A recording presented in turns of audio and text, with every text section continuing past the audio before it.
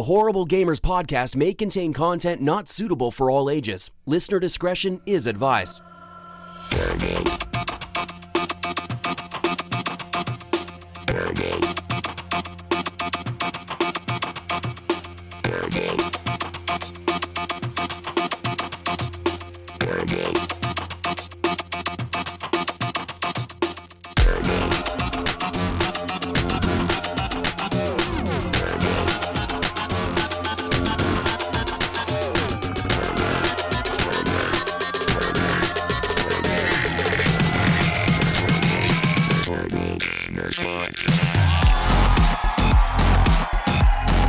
Welcome, ladies and gentlemen, to Horrible Gamers Podcast, show number 212, being recorded on June the 30th, 2018. I'm one of your hosts, Jesus Gonzalez, also known as JesusWalksAlot. Today, I'm joined by the crew, plus 2, minus 1. It's 2. Quick maths. I'm JesusWalksAlot. Gunny is here, Henley Merrill from the West Coast, the best coast, GunnyChief. Welcome back, Henley. What's up, guys? It's good to be here on the West Coast. That's right, the best coast.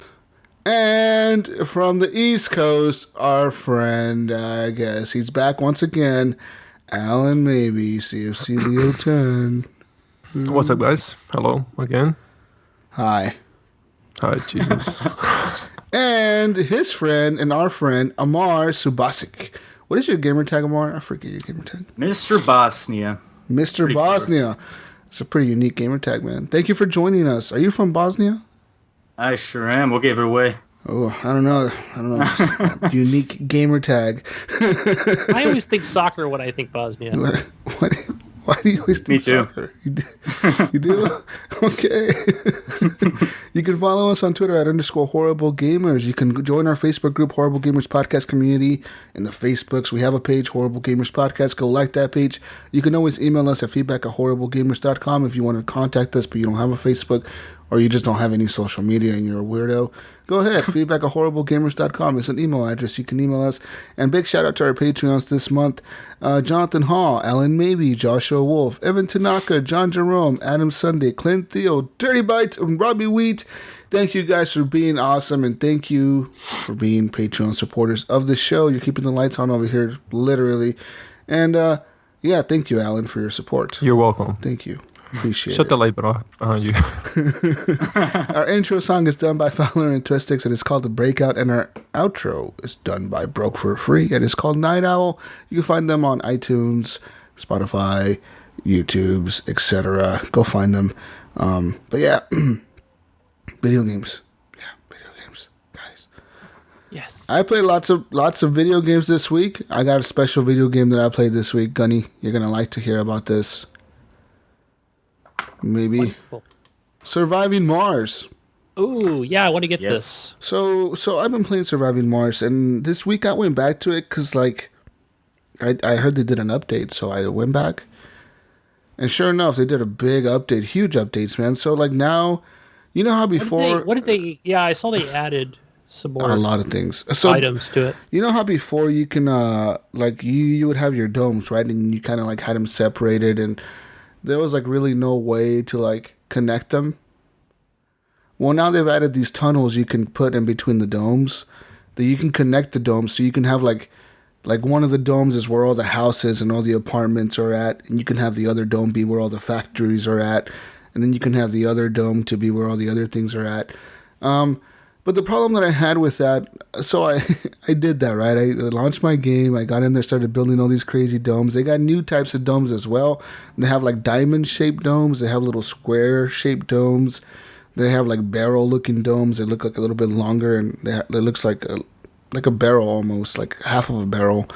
And so these kind of give you different configurations on what you can build on the diamonds, right? Because you have like the little hexagons in there. And you got to build the stuff on there, and some of them take up like 5 of them, some of them take up 3 of them, some of them take up 2 of them, some will take up 1 of them. So I had like 4 domes connected, and I was having a problem because I made one of the domes that were the smaller ones where all the people lived. That's what I made it. So I had like 3 or 4 apartment complexes in there, and I had like I think I had like a grocery store in there. and it had like a hospital in there. But everybody was going crazy, dude. Everybody in that dome was going nuts. They were like killing people. They were killing themselves. They were like, fuck, we're going crazy. I hate my life. And boom, blowing their fucking heads off. And I'm like, what the fuck's going on here, dude? Like, what the Sounds hell? like St. Louis. And so pretty much, I think that, like, even though the domes are connected, they don't realize that they can leave the dome or something, because the people weren't leaving the dome. They weren't going to work. They weren't doing their fucking jobs. And then my colony collapsed. I had like 200 people in my colony, and it collapsed, Gunny. Damn. Because these fucking people don't know how to work. What is the purpose of the domes then? I mean, the tunnels. I don't know. I thought it was to connect them and let people go through them and go to work and shit to the other domes. And like, no, dude. Maybe does it not show that it's for power or water? Or? No, I had power. I had plenty of power. And then this happened, right? So everything's going fine, dude. I got like a surplus of power. I got a surplus of water. I got a surplus of oxygen. I got all these things connected. I even have like storage tanks that are saving up the extra water, the extra power, the extra oxygen. What happens? A fucking meteor storm happens. It's like, warning, meteor incoming in 15 minutes or 15 hours or something like that. I was like, big deal. Who gives a shit? I got like enough drones and shit to fix everything. What a big deal. Dude, the meteor storm started and like one little rock hit like the edge of the map. I was like, I'm fine. Another one hit the edge of the map. I was like, I'm cool, man. And then it said, meteor storm is going to last 24 hours. I was like, oh, God. Fuck, dude. Next thing you know, like a bunch of meteors started coming down. They started hitting my power grid, like my solar panels, my windmills, my fuel tanks, my lines, my power lines, my the supply lines that carry the oxygen and the water. They started hitting those lines. They started hitting the domes, so the domes were cracked and they were losing oxygen. So like everything was like low on power, low on fuel, low on water. Your people are freaking out. Repair your domes. I was like, oh, fuck. So, it kind of went to shit after that, dude. Like, I didn't have enough supplies to, like, fix everything. Everything just kind of broke down. And pretty much everybody died a slow death on Mars. Oh, shit. Does it not give you, like, a good tutorial on how to handle these things in the beginning? Yeah, it tells you to have enough drones to fix shit, but it doesn't tell you that the drones need materials. And I don't even know how to get more materials because I had expanded out so far, but I couldn't get any more materials. I was like, my factories were all destroyed. The people were fucking killing themselves and killing each other. And there was people stealing the materials from like the supply areas because they were like renegades or whatever. They went crazy and made a bunch of gangs and started worshiping shit. And like another people, they started like, they started believing in God and they started like praying to God and making this crazy religion. So like the scientists didn't like those people didn't like the scientists. It was like a crazy ass fucking Mars movie, dude. And then everybody died because recall the sequel. Because you know what I did? I fucking shut off all the power, shut off all the water. Oh, yeah. I launched all the rockets back to Earth and said, fuck it, we're staying here till you guys last man standing wins. Battle Royale. Battle Royale game. So I shut off all the power, shut off all the oxygen, shut off all the water, shut off everything. Made everybody fight to the death, pretty much. So is this like a City Skylines, just Mars version? It is in Mars, yeah, pretty much. It is way harder than City Skylines because City Skylines, you don't got to manage oxygen and water and all that. I mean, this game is much harder. It makes you think a lot. Because you have to research the things you can do, like the different techs, the different domes. You have to research them, and if like, it takes a long time to research something. So it's like you have to build things up slowly. But by the time, like in my playthrough, what I did was I spent all my money on research because you can outsource the research to like make it go faster, right? You can like pay people to research things for you, so you can get the unlocks faster. So I spent like $20 billion on research. But I had no money left for like supplies, so that was my mistake. I know what I'm doing. I just don't have the money now. Yeah, it's exactly my. Now you're gonna know your next playthrough a better strategy. Yeah, but yeah, I hope so. I mean, I restarted my game because I gave up on that lost colony. So I restarted the map, and I just wasn't into it at that point. I was like, no, I don't want to go through all this again, dude. I spent like days building my other colony, dude. Days, Gunny. And I lost them All down the all. drain. I lost them all like in 3 hours. 200 people dead in 3 hours. Thanks to a stupid meteor fucking shower and stupid things that happened in my colony. I'm so disappointed in myself. I'm a bad leader. But it's okay. It's okay. You learn from your mistakes, Gunny. Yeah, you'll have a better playthrough the next time. Yeah, so I don't know. I'll probably go through it again. Like I said, they have lots of new things in the game. Like I said, now you can connect the tunnels, connect the domes, build all kinds of crazy stuff. And they actually added they renamed one of the research buildings inside the game to the Stephen Hawking Institute of Science or something like that, in memory of Stephen Hawking. I thought that was pretty cool because before it used to be called the Research Center or something like that, but they actually renamed it to the Stephen Hawking. Oh, that's cool. That's a nice nod. Institute of Science or something like that. I was like, that's pretty cool, man. So they do a lot of things like that. And I gotta say, one of the best things of the game is the soundtrack, dude. I love the soundtrack of Surviving Mars. I'm trying to find like the actual soundtrack album so I could download it and listen to it. That's how much I like the music in that game. So far, I haven't been able to find the actual soundtrack, and I actually think all the music that they have in the game was actually made for the game because I cannot find any of the songs like on Spotify. I can't find them on iTunes. You just can't find them. They probably have them exclusive for now. Yeah, they right? probably have 'Cause them it's exclusive licensed. or made for them or something like that. But they're pretty good songs. They're like full songs. It's kind of weird. But yeah. Well, that's from the same makers as City Skylines, right? Yeah, but City Yes. Skylines. And they have a lot of the paid Yeah. items that you could use for music in game. Yeah, so City Skylines has pretty good music too, but I still think the Surviving Mars soundtrack is even better than the City Skylines. And yeah, I like it a lot. So there's that. But yeah.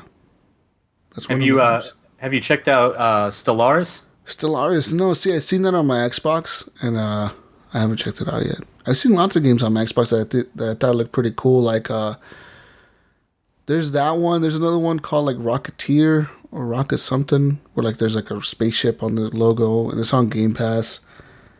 I should check it out because like people are saying that it's like No Man's Sky meets City Skylines. So I might check it out. I mean, The soundtrack to that game is incredible. If you like that science, like synthy kind of thing, it's really awesome. nice. And yeah, and like the thing is, this on the soundtrack, the station that I put it on for Surviving Mars is called the Free Earth Radio because there's like 5 or 6 different radio stations you can put on. You can put on like the international radio. You could put on like the Mars radio or like the science radio or Earth radio. And I put Earth radio on, and like they play like regular music, but it's fucking well done. And I'm like, this is awesome. So, yeah, that's it, guys. Enough Surviving Mars, though. I got a few other games left on my list, but we'll go through here. Let Gunny speak. Gunny. Yeah, so I've been playing a game that's similar to Surviving Mars. It's I believe it's only out on PC right now. It's called Frostpunk. Yeah. And this was on sale on Steam. I forgot how much it was. It might have been $26, or I might have picked it up on CD Keys.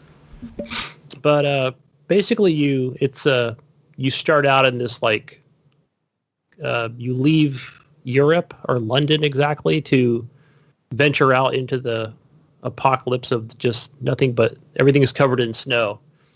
And the way it starts out is you start off with this I think it's just called the furnace, and that kind of heats everything up, and you have to I think you start off with 80 survivors, and everything's really really tight within where you have to build at.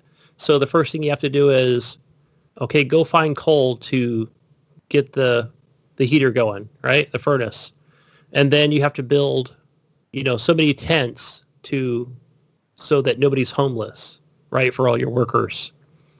And so then you have children with you, and then eventually it'll say, hey, what do you want to do? Like, do you want to have the children just go to school, or do you want to have them work? So you get that choice. And So what happens if you send them to work? so what happens is you'll have I think you have 2 meters. One is it's called discontent, and so that meter will rise. And I think once that discontent meter rises all the way to the top, the game is over. And below that is you have another meter called hope. And that's when you do good things like everybody has housing. If you build let's say a coal mine to just have that consistent, coals coming in so to, heat everything up. If you build enough hospitals, or infirmaries, then, your hope goes up and your discontent will go, will lower down. So you got to find that balance. But there's a few things that I really like about this game and a few that I don't. The graphics are good. I feel like everything's manageable because you're doing everything in such a small area. But some of the things I don't like is like everybody has a name, but you're not like controlling anybody individually. I think you can just basically take whoever you want, right? And nobody has any real story. So it's really you're just taking, hey, send 10 workers over here to, search for food, right? Mm-hmm. And take these other 10 to go search for steel, and these other 10 can go, get wood, right? And that'll bring in your resources to, build more things.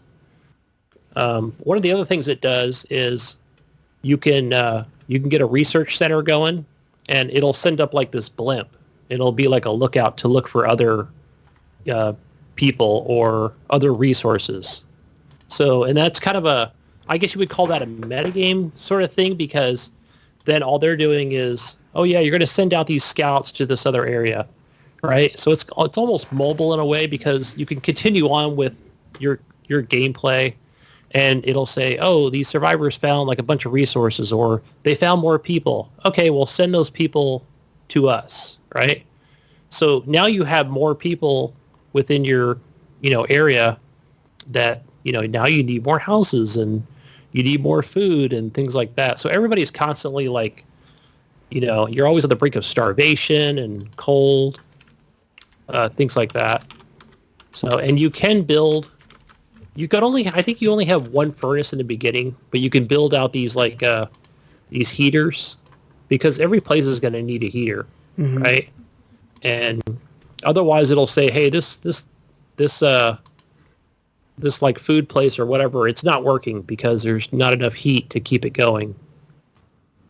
Things like that. And it does have like I forgot what they called it. It's not a skill tree, but it looks like a skill tree. So basically it'll say, hey, do you want to have a choice of, let's say, having everybody work a 24-hour shift? And so once you say yes to that ability, there goes your discontent. That's going to go up. And, your hope will kind of stay the same on that one, but you're going to get more resources for whatever you want to have done. Like, let's say you have a sawmill, right? And you're going to need more wood. So everybody's working that 24-hour shift. And there will be like little dialogues that'll pop up and say, wow, I remember when 10-hour day was a good day, Now you're working working us to death. But it doesn't just come at you, Make them work all day, every day. Yeah. Let them freeze to death. Why not? Yeah, but it's I can see this definitely coming to consoles, I would play the fuck out of it if it did. Yeah. Yeah, but pretty cool so far. I like it. Nice. I recommend it. Yeah, that's a big Steam game at the moment. I know lots of people on Steam have been playing it. I kind of wish I had a PC just to play that game. Yeah. I would say the only, where I really had to take a moment was where it came up and said, hey, look, these people over here that are, it didn't like say where they were, but it's like, hey, look, these people are just basically starving to death, right? And you have the meter to show, how many are on the brink of death or starvation or what have you. Can you just kill them? So basically you're going to get sometimes it'll give you three choices. It'll say feed them now, or it'll say, no, I'm not going to feed you, or let's just not address this right now. That would be your third option. Basically you're saying no, right? But not really saying no. You're saying like, maybe. She just wants to kill him. Maybe. You're just saying whatever, you just kill him. Can away. I send a death squad to go down there and execute the people? There are some options that get, a little more, Can I sacrifice when you start him having people for food? reveling in the street, Yeah. So That's yeah, always so about, yeah. basically, if you say, "Hey, we're gonna build more places for you to to bring in more food," right? But you have to if you break that promise, your discontent's gonna go up, Fuck the people. That's why you're the leader. right? And so I didn't last too long in the first playthrough because I didn't watch any of the tutorials or anything like that, and I don't think you really Do the people? need to. Okay. So like, if you get the people mad, do they come at you? Like, do they start a revolution and try to kill you or something? Or Yeah, so I think the first time that I died, it basically did a thing where it said, everyone gathers around you, and you're behind the woodshed. oh shit, you're the leader though, Gunny. Where's your bodyguards? I think if it's the second playthrough that I did, I actually had bodyguards. Yeah, Basically, fuck I yeah. called martial law. God damn, fuck yes, that's what you do. That's what I did. I had martial law going. It was like, you do what the fuck we say you're Exactly. going to do. You beat those motherfuckers down. You tell them you go to work 24 hours a day, and I'll feed you if you're lucky. That's what I did the You second get playthrough, one so I got a different ration for experience. 48 hours of work. I definitely got a food second. last. You gotta make your food last, bro. This is extreme times. Yeah, but that first playthrough, man, where it was like, hey, let's have this girl whose mom's upset because you want to send her to work for the day. I was like, no, you get to work. Exactly. Boom, boom, son. You go to work. I put sawdust in their soup is what I You're did. lucky if I don't put the mother in prison and make her watch her daughter work all day long. Yeah. But it did come to a point where sounds I pretty knew I dark. didn't have any food, right? And it was like, hey, feed these people now because they're starving. And it was like, I kind of looked at my screen. I'm like, I just don't have any don't food. I was like, I felt bad. Sorry, guys. The first time I was like, crap, I don't have anything to give And they them. killed you, Gunny, and they killed you. See, that's why you got to be hard on them, dude, because you can't let them get hope. If they get hope, then they start expecting more things. You give them a little bit of hope about we could eat food every day, and then they're gonna want we can just skip work for a day, and then they're gonna want more and more things. You got to take that shit away from them. Be like, look, you're lucky if you get a day off. All right, you're lucky.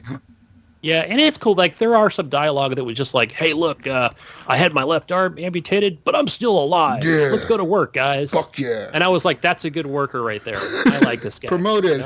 Promote him to general. Vice president. Yeah. Yeah, so check that out, Jesus. I'm dying. It might run on your PC. It might. I don't know. Maybe. What are the specs? No, I have a laptop. I'm not gonna run on this shit, dude. I don't think it takes a lot of computing power.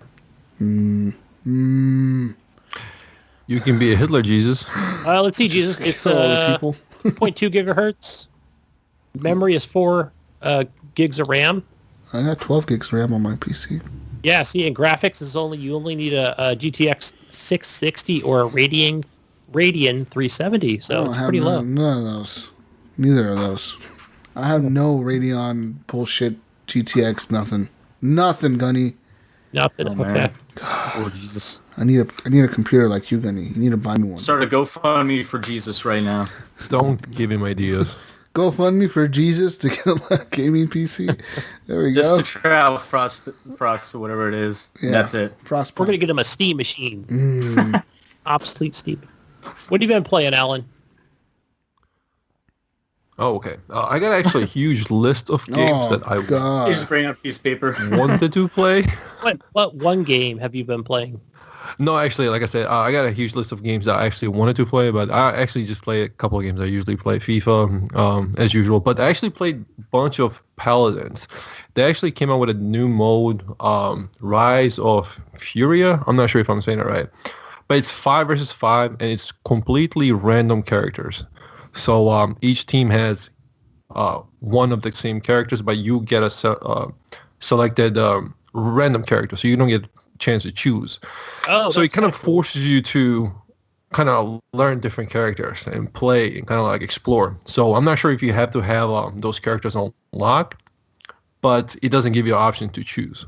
So I'm sure if you don't have some of those characters, you can still go into the mode and try out some of the characters in a random mode, I guess. Yeah, But it would is probably 5 versus choose. 5. Yeah, because isn't there already like 5 unlocked already? So that's probably Yeah, that probably yeah. fits into the free version. Yeah, and there's a new character as well that they and the whole mode is kind of Kind of reminds me of what is the mode in Destiny where me, you, David Snyder, and a couple other guys trying to beat, where it was like 6 of us trying to perform some kind of jumps. Raid?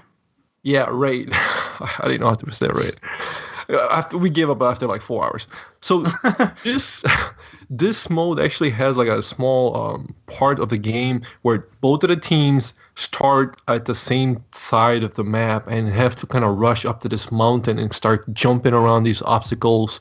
And then as soon as you reach one part, like the water raises up, so whoever like failed just dies, and they get to reset. But it's kind of pointless, honestly. It's kind of cool to introduce it's a cool way to introduce a new character. It's just kind of like after you win or lose, there is a cutscene of her destroying some kind of this dragon monster thing that's just with the sword.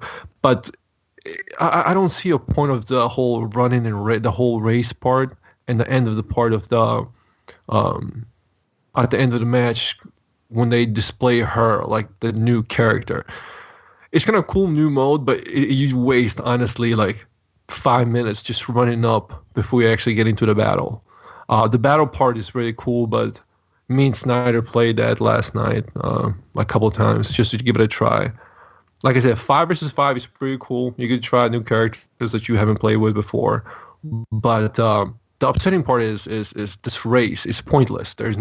I don't see the benefit of it there, and nothing changes if you win or lose. The same scene or same cutscene is there. It's kind of bragging cool rights. Yeah, it was kind of cool to see it once or twice. Not even twice. Once isn't enough. And then after they just go taking back to the normal 5 versus 5. I know you played this game, Gunny, but definitely something cool to try out, like an actual team deathmatch, first to 30 wins. And it's pretty simple and clean, and it's also close action, one map. I'm not sure if this is something temporarily here, but it's going to be, I'm looking at it right now, it's still going to be here for a while, so I guess give it a try. I know you like Paladins. I like, it's any of those 5v5. I noticed that anytime it's like a melee character or sword or something, I'm terrible at it. But if they have a gun, I can get them from a distance, and I feel like I have a chance, because I don't know how to work like the special abilities with, let's say if I do have that sword or whatever, like, I was supposed to probably hit the shield, and everything just happens so quick.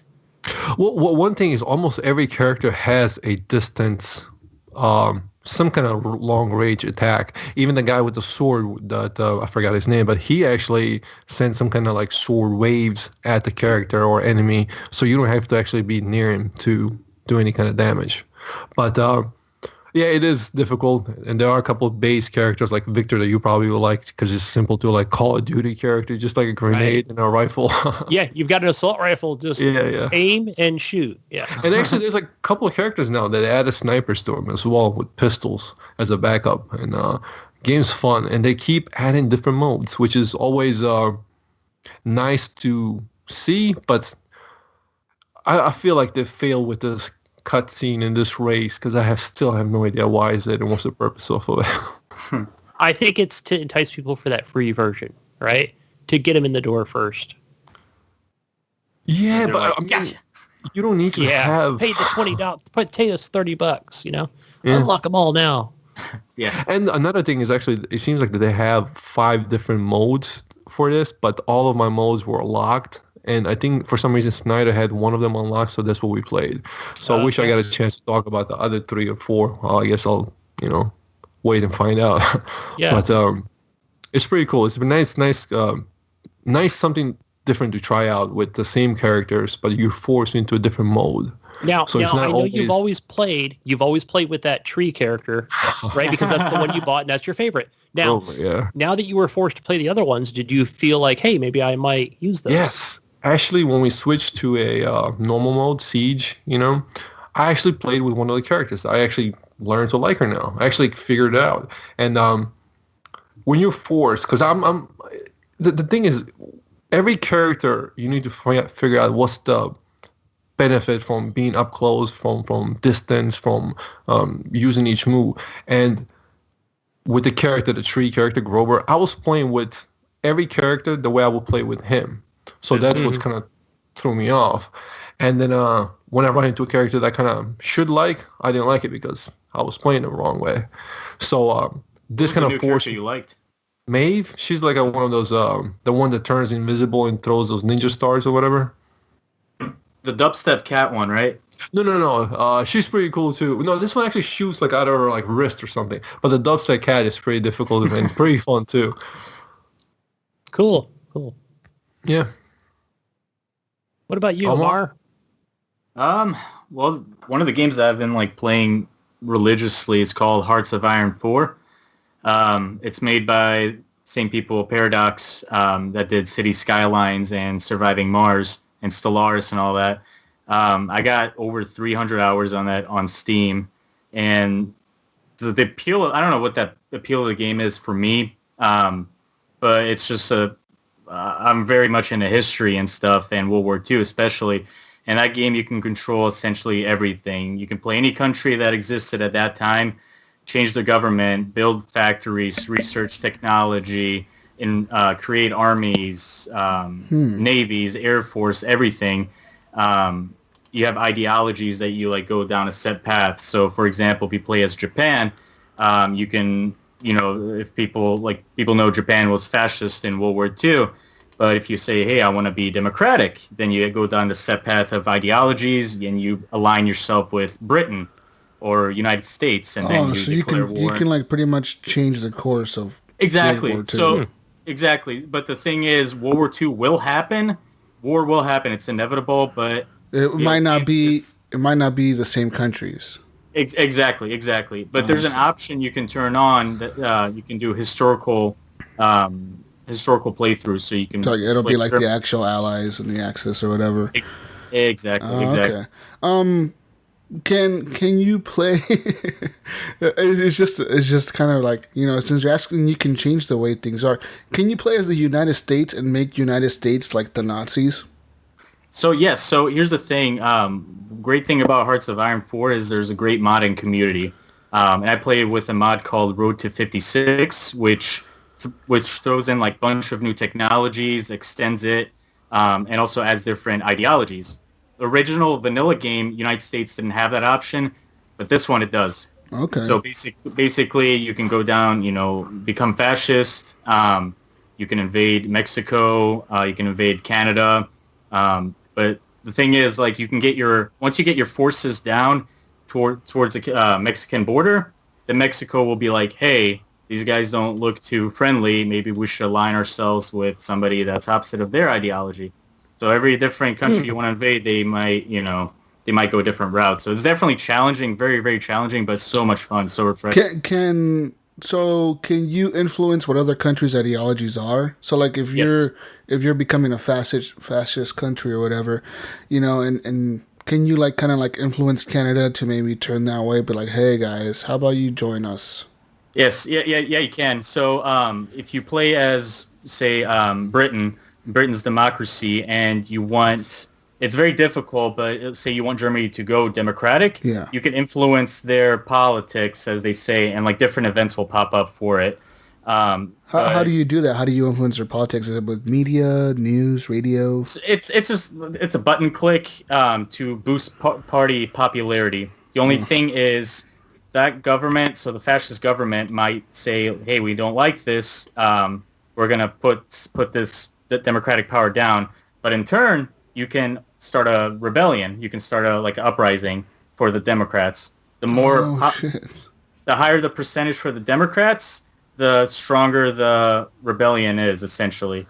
And so it's very fun. So you can start like a revolution in the country without really without really invading it. Exactly. Kind of like we already do nowadays. Yeah. More often than not, you'll lose, or they will lose because the country will just invade it. Yeah. That's crazy, man. So is it like cool. Is it like the RTS of Civilization, Sid Meier's Civilization? Yes and no. It's more in depth than Civilization because I played Civ before, and I thought that was like in depth, but this is like way more like once. It took me so long to master it, but once it clicks with you, it's just like, holy crap, this is like so in depth. They thought of almost everything. Same with Surviving Mars. Like when I did the tutorial for Hearts of Iron 4, I was like, this makes no sense. I don't understand what any of this crap is. But you just got to keep playing it. You're like, oh, like after 10 playthroughs, you're like, okay, yeah, it now clicks, I know how right? this That's works. same thing happened to me with City Skylines, man. The first city I built, I was like, this is so lame. Why did I buy this game? Exactly. And then like now my cities are huge. Like I have a city that's so big, man. It's like insane how big it is. It just keeps growing. It's just like self-sustaining at this point. Like I don't even have to do much. It's so addicting. It's like it tickles like that part of your brain where you're like, I have to keep playing. Like I want to see what else I can do. Yeah, like This is why he doesn't play FIFA with us anymore. Don't tell her, right? it sounds like a really cool game, man. I kind of wish that would have came to the consoles or should come to consoles at some point. I mean, that company that you mentioned, the one that published both City Skylines and Paradox. and Surviving Mars, they're pretty good about porting those over to console, and they did a really good job with both of those games. They handle real well on a controller. Like it just works. The way the menu is, the way they set it up, it all just works. It's kind of weird. A lot of people say that RTSs are not really made for consoles, which I understand that. Like they're probably easier to control with the keyboard and mouse, but the way they port them over and the way they map the controllers, they do a pretty damn good job at it. Oh yeah, for sure. I definitely agree. It's one of those companies where you like look at like these people actually, care about their consumer base. Whereas like EA or somebody else, they just care about money. And they do listen to the feedback because, like I said, Surviving Mars, that was a big complaint about from everybody. They were saying like, dude, why can't I connect the domes? Why can't I connect the domes? Like, what the fuck, guys? And they released a patch saying, okay, here you go. We got tunnels now. You can connect the domes. Like, there's little shit like that matters. Do they have mods for Surviving Mars or? I don't know if they have some for that yet. I know they have some for City Skylines on the Xbox. For Surviving Mars, I'm not sure if they've added those yet, but they might, because I know that they're a company that does do mods on their game on the consoles. They're not crazy mods. They're not like Skyrim mods on the consoles. Total conversion mods, right? Right. Yeah, but they're like you can add like a different building, different look to your houses. A special building. You can like download a big apartment complex where like 10,000 people can live in there or whatever. So you could do that. But they do disable achievements if you put a modded building in your game. Yeah, it disables achievements, of course. But yeah. Anyways, guys, let's move on here. I got just a few continue more games. talking. So I played some more Star Wars Battlefront 2, as you were saying earlier today, Alan, that I was on quite a bit. Dude, I'm hooked on that game. I really am. I'm like, I can't get enough. What are you doing that game? I can't get enough, dude. I love the settings. I'm in a Star Wars kick, dude. I'm like all Star Wars. I know, because you actually Star Wars. didn't want to play Overwatch against me like we were supposed to, because you wanted to actually. Whatever, man. You could have invited me. I would have totally played. But last night I was looking at Overwatch and then I was looking at Star Wars. I was like, I got to get into Star Wars. I'm into leveling up my characters at this point. I got my my assault class to level 27. I'm trying to get it to level 35 so I can unlock the purple cards for it. I have the blue cards for it at this point. I'm trying to get into purple, so I'm trying to rank up that guy. My heavy class got ranked up to level 23 now, so I was able to upgrade his cards to blue. The game is just fun. It looks good. It runs good. And I just love the Star Wars, dude. It's just the sound effects, the music, the setting. It's all cool. And speaking of Star Wars, I also went and played KOTOR this week on the Xbox. Yes. So that's available through the Game Pass, which is pretty incredible, man. And, if you've never played like these old games, you really should at least give them a try. So I have played KOTOR before. I played it on the original Xbox way back in the day, like in 2003, 2004. Going back to it now. Oh man! Is it dated or what? Oh man, you think? Yeah. It's really dated. I was like, it's really dated. It doesn't even display fully on my TV because obviously I have a widescreen 4K TV, but it only displays like the edges don't display like they're like square bars. Like there's like a square screen. There's no widescreen support for it. So, but it's amazing because that game has been like it was ported to the 360, right? And then now it's been like now it's from the 360 to the Xbox One. Yeah. And I gotta say, the game loads so quick. It's like loading screens are like a second, 2 seconds long. It's super fast loading. But you look at the graphics; they're obviously way dated. You look at the gameplay style, and we've evolved so far from that style of gameplay that like it was kind of nearly impossible to play. Because the way you turn around, you can tab with the triggers to like tab between the things you can select, or you can like rotate your character with the sticks. So at first I was rotating my character with the sticks, but it felt kind of clunky. So I switched over to just using the right triggers and left trigger to like tab between all the things I could click, like the dialogue or the things I can open, the doors I can open, etc. But man, dude, it brought back a lot of memories. I made it to like the first level where like you escape this ship that's getting attacked.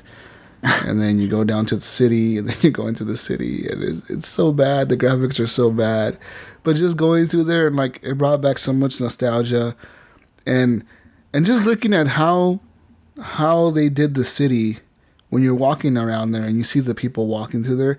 I was thinking to myself, dude, when I was like 12, 13 years old or whatever, this was like the most amazing thing I could imagine at the time. You know what I mean? This was like epicness. This was like the best looking thing ever to me. It was like the most amazing, incredible thing ever that you can talk to all these people. You can literally stop anybody on the street, start talking to them. And it's like, holy fuck, and then playing it now, it's like, oh, wow. Yeah, it's dated. Voice acting is funny too, when especially when you talk to the aliens, they're like, yeah, so there's a lot of that going on. I was like, I'm gonna play as a dark side, so I did a lot of bad choices, killed a lot of people, killed a lot of things. But then I was like, I'm not gonna play this all the way through. it's just right. Impossible because the nostalgia. The combat is just so like 2000s, dude. Where like you press A to like target somebody, and then you press A to attack, and then you just gotta like your character will automatically keep attacking them until he kills that person. Like you don't have to press the trigger. You just stand there. And your character will do like a few little moves. He'll do like a little crouch thing, and then he keeps shooting. I'm like, this is lame. Yeah, I don't know. What is this shit?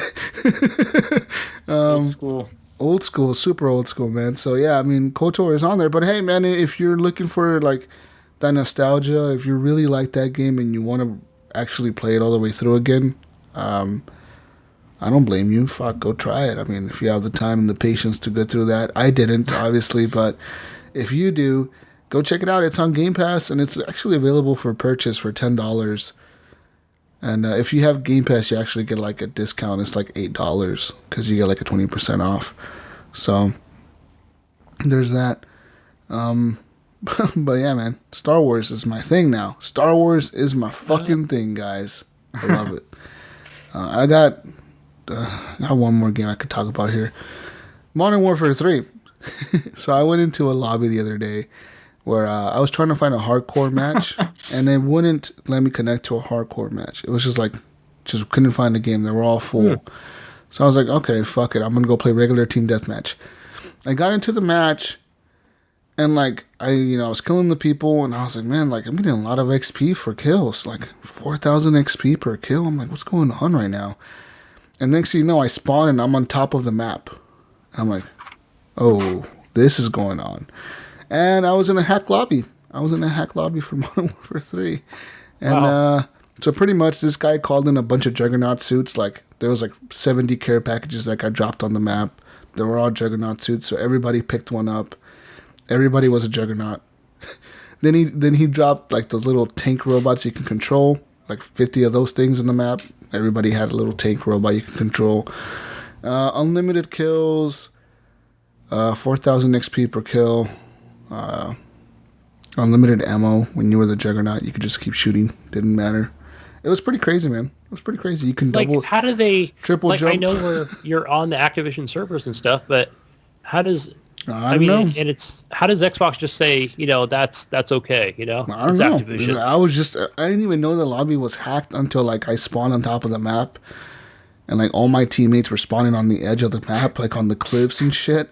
So they were just sniping the people in the middle, like all the enemies, and it was like, How old is this not right game? here. wow. I was like, holy fuck, dude, and like, it was just hack central, dude. Like, I sent you pictures of the thing, Gunny. You probably saw them on the chat, and like, Yes. yeah, you could triple jump. You can do anything you wanted to. I mean, How old is this game? 2011, 12. I think they just gave up on it. They don't care anymore. Well, yeah, Well, they did Activision. it with Yeah, Call of Duty Activision. World at War. They Yeah. did the same thing. They don't give a shit, dude. Call of Duty World at War. It's old games to them, so they don't really care about them. But I still say, like, God, dude, you guys should monitor your game quite a bit, especially after being backwards compatible. You don't want hack lobbies like that, man. Right, not in the beginning, you know? Yeah. Yeah. So yeah, that happened to me this week. Hack lobby.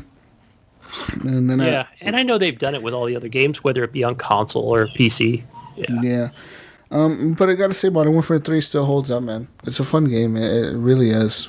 I miss that style, that modern combat. You know what I mean? I miss that. You just went down memory lane this week, didn't you? I did.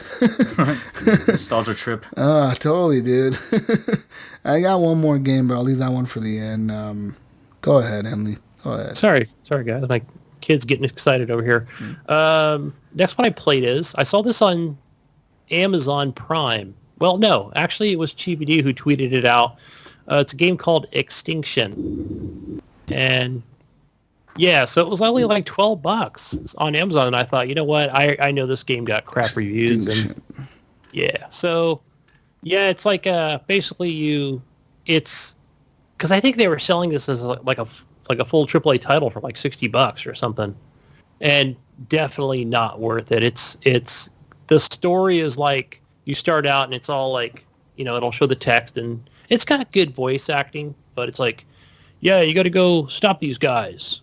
Okay, all right, and it's just like a small town, and you go out and you fight these like big orcs, you know, these monsters, and what it is well, in between that, you'll go out and there'll be like these townspeople, and they're next to these stones, these teleport stones, and you can go out and you just press Y. You fight the little orcs, press Y to rescue them, and they get teleported out of the city. So, but in between that, you have to fight these big orcs, and you'll come in and you'll hold down left trigger to, let's say, cut their armor, okay? Once their armor's down, or you cut their leg off, and then they fall, and then you can grapple, get on top, and take their head off, or if they're wearing head armor, yeah, you can then come back for a second strike.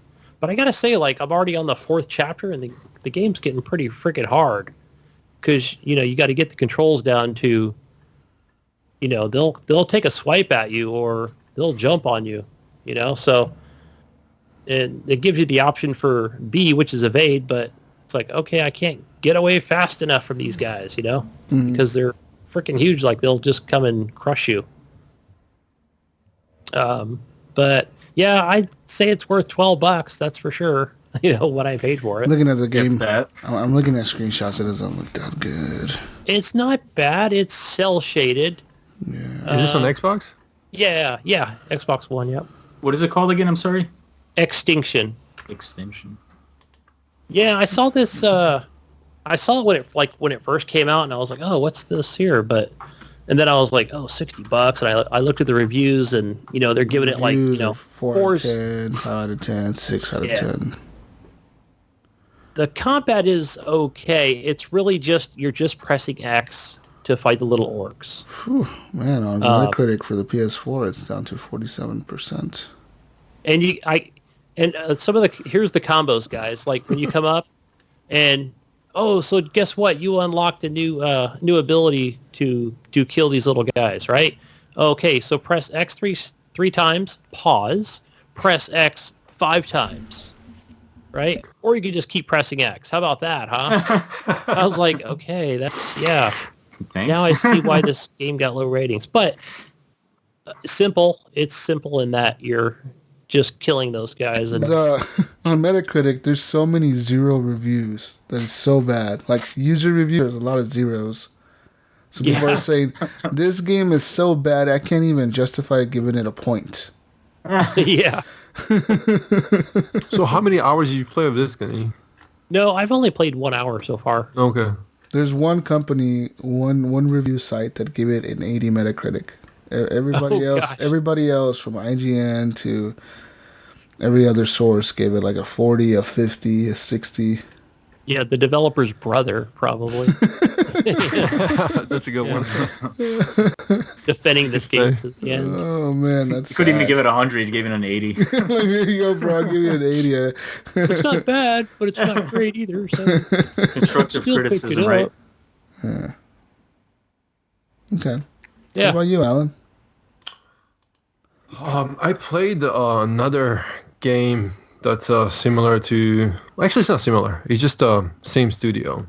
Smite. It was free. I tried it. I liked it. I played it again. Okay.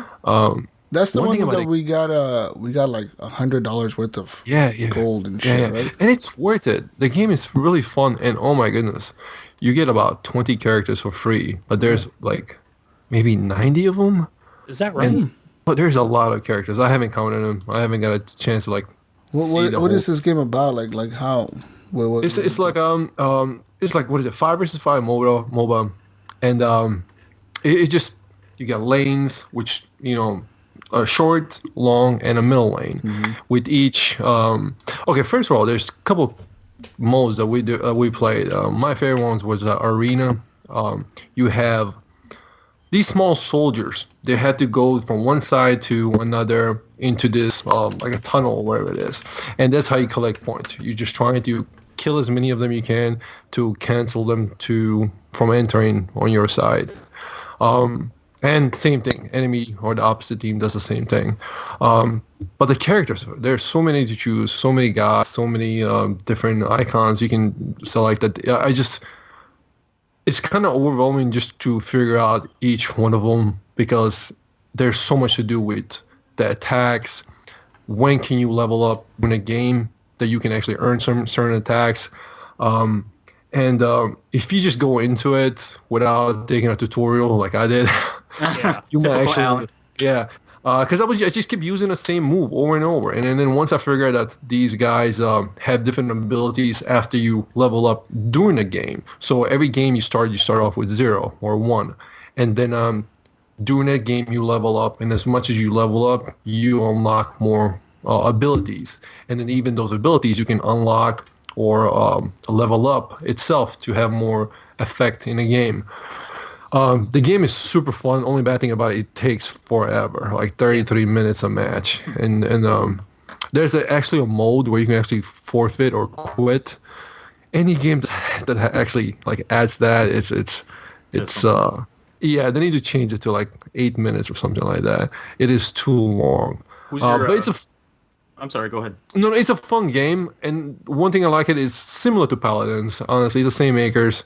Some of the characters are actually in both games, but there's more to do in this game. And there's the other mode. I'm not even sure how to play it. We kind of gave up on it a couple of times because it is complicated. The ones with multiple, ways to attack. I still don't know. The game is kind of new to me. I know it's been out for a while, but since it was free, I thought I'd give it a chance. I don't get it, Alan. I just don't get that game. I tried it 4 times, and I know there is a lot to learn in that game. I can grasp some of it, like how you need to level up, and I watched a few tutorials, and I think that part is like what I don't like. I do like the Paladins part where you're going to go head-to-head with another character. Yeah, like and that simple. Part I enjoyed. Also, in here there are updates to your character you can like make during the game, but you have to be in a certain area to do it.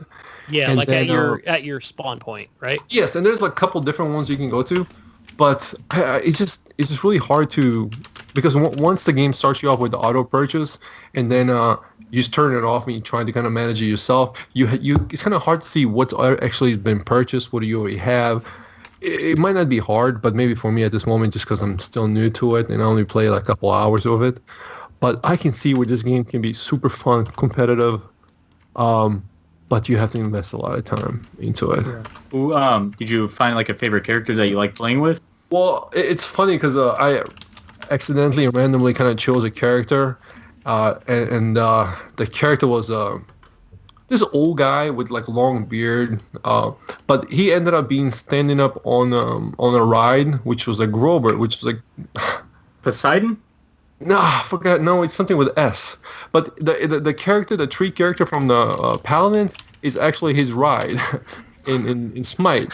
So they combine the characters, which I love. You know, it's like they use the ideas of each game and kind of combine them together. And actually, when you die, the old guy goes, "Oh, Grover," and he actually calls him by the the Oh, name. right, because it's High Res Studios that does this. Yeah. So it's a cool idea. Such a cool game. I just wish I had a chance to play it sooner, and the price is scary. I mean, there's like $100 version of this game. Yeah. I mean, I can see where you can unlock a lot of the characters like super easy. I actually unlocked 3 characters just by playing like maybe a couple hours of this game. There are different prices of characters, but I can see this game being like one of the games that I can spend $100 and I can just play this game forever. It's like one of those games. I feel like it's a Final Fantasy game of some sorts to me where, like, after 50 hours, the game that's when it really starts. Oh, God. Yeah, I don't have that kind of time. So yeah, that is fun. Like I said, we played 2 different modes. I don't remember the modes. I wasn't the leader of the of the group, so I just follow Snyder. Whatever he decides, I just do it. So yeah, we're gonna do this. Sure, why not? So the game is fun. For free for this month or end of this month. Give it a try. $100 for lots of fun. Well, yeah, you get is it like 20 characters? Yeah, you get a bunch of DLC with games with gold for it. You get like a bunch of gold coins and gold DLC and packs or whatever for it. So wait, can you not buy the game just like... It's a free-to-play game, The I game's think. free. Yeah. It's just with this version of the game that's gold, free with gold. Yeah. You get a bunch of extra stuff. Like Yeah. Oh, I see. From what I was understanding, I thought you were playing like a trial version or something. No. Xbox Live, No. you know how they do games with gold? Instead of doing like a Right. game, they did that. They did like, we're going to give you $100 worth of DLC for this game that's free to play. That makes sense. Gotcha. And it just sucks that I kind of just now noticed the game. I had it before. I just never get a chance. The just problem with because that game, I think, isn't that the game that came out right next to Overwatch, like a week before Overwatch or something like that? No, that was something different. That was a different one. Smite's been out for quite a while. No, you're thinking about Battleborn. Or something. Yeah, That's the Battleborn, one that's that it. died, yeah.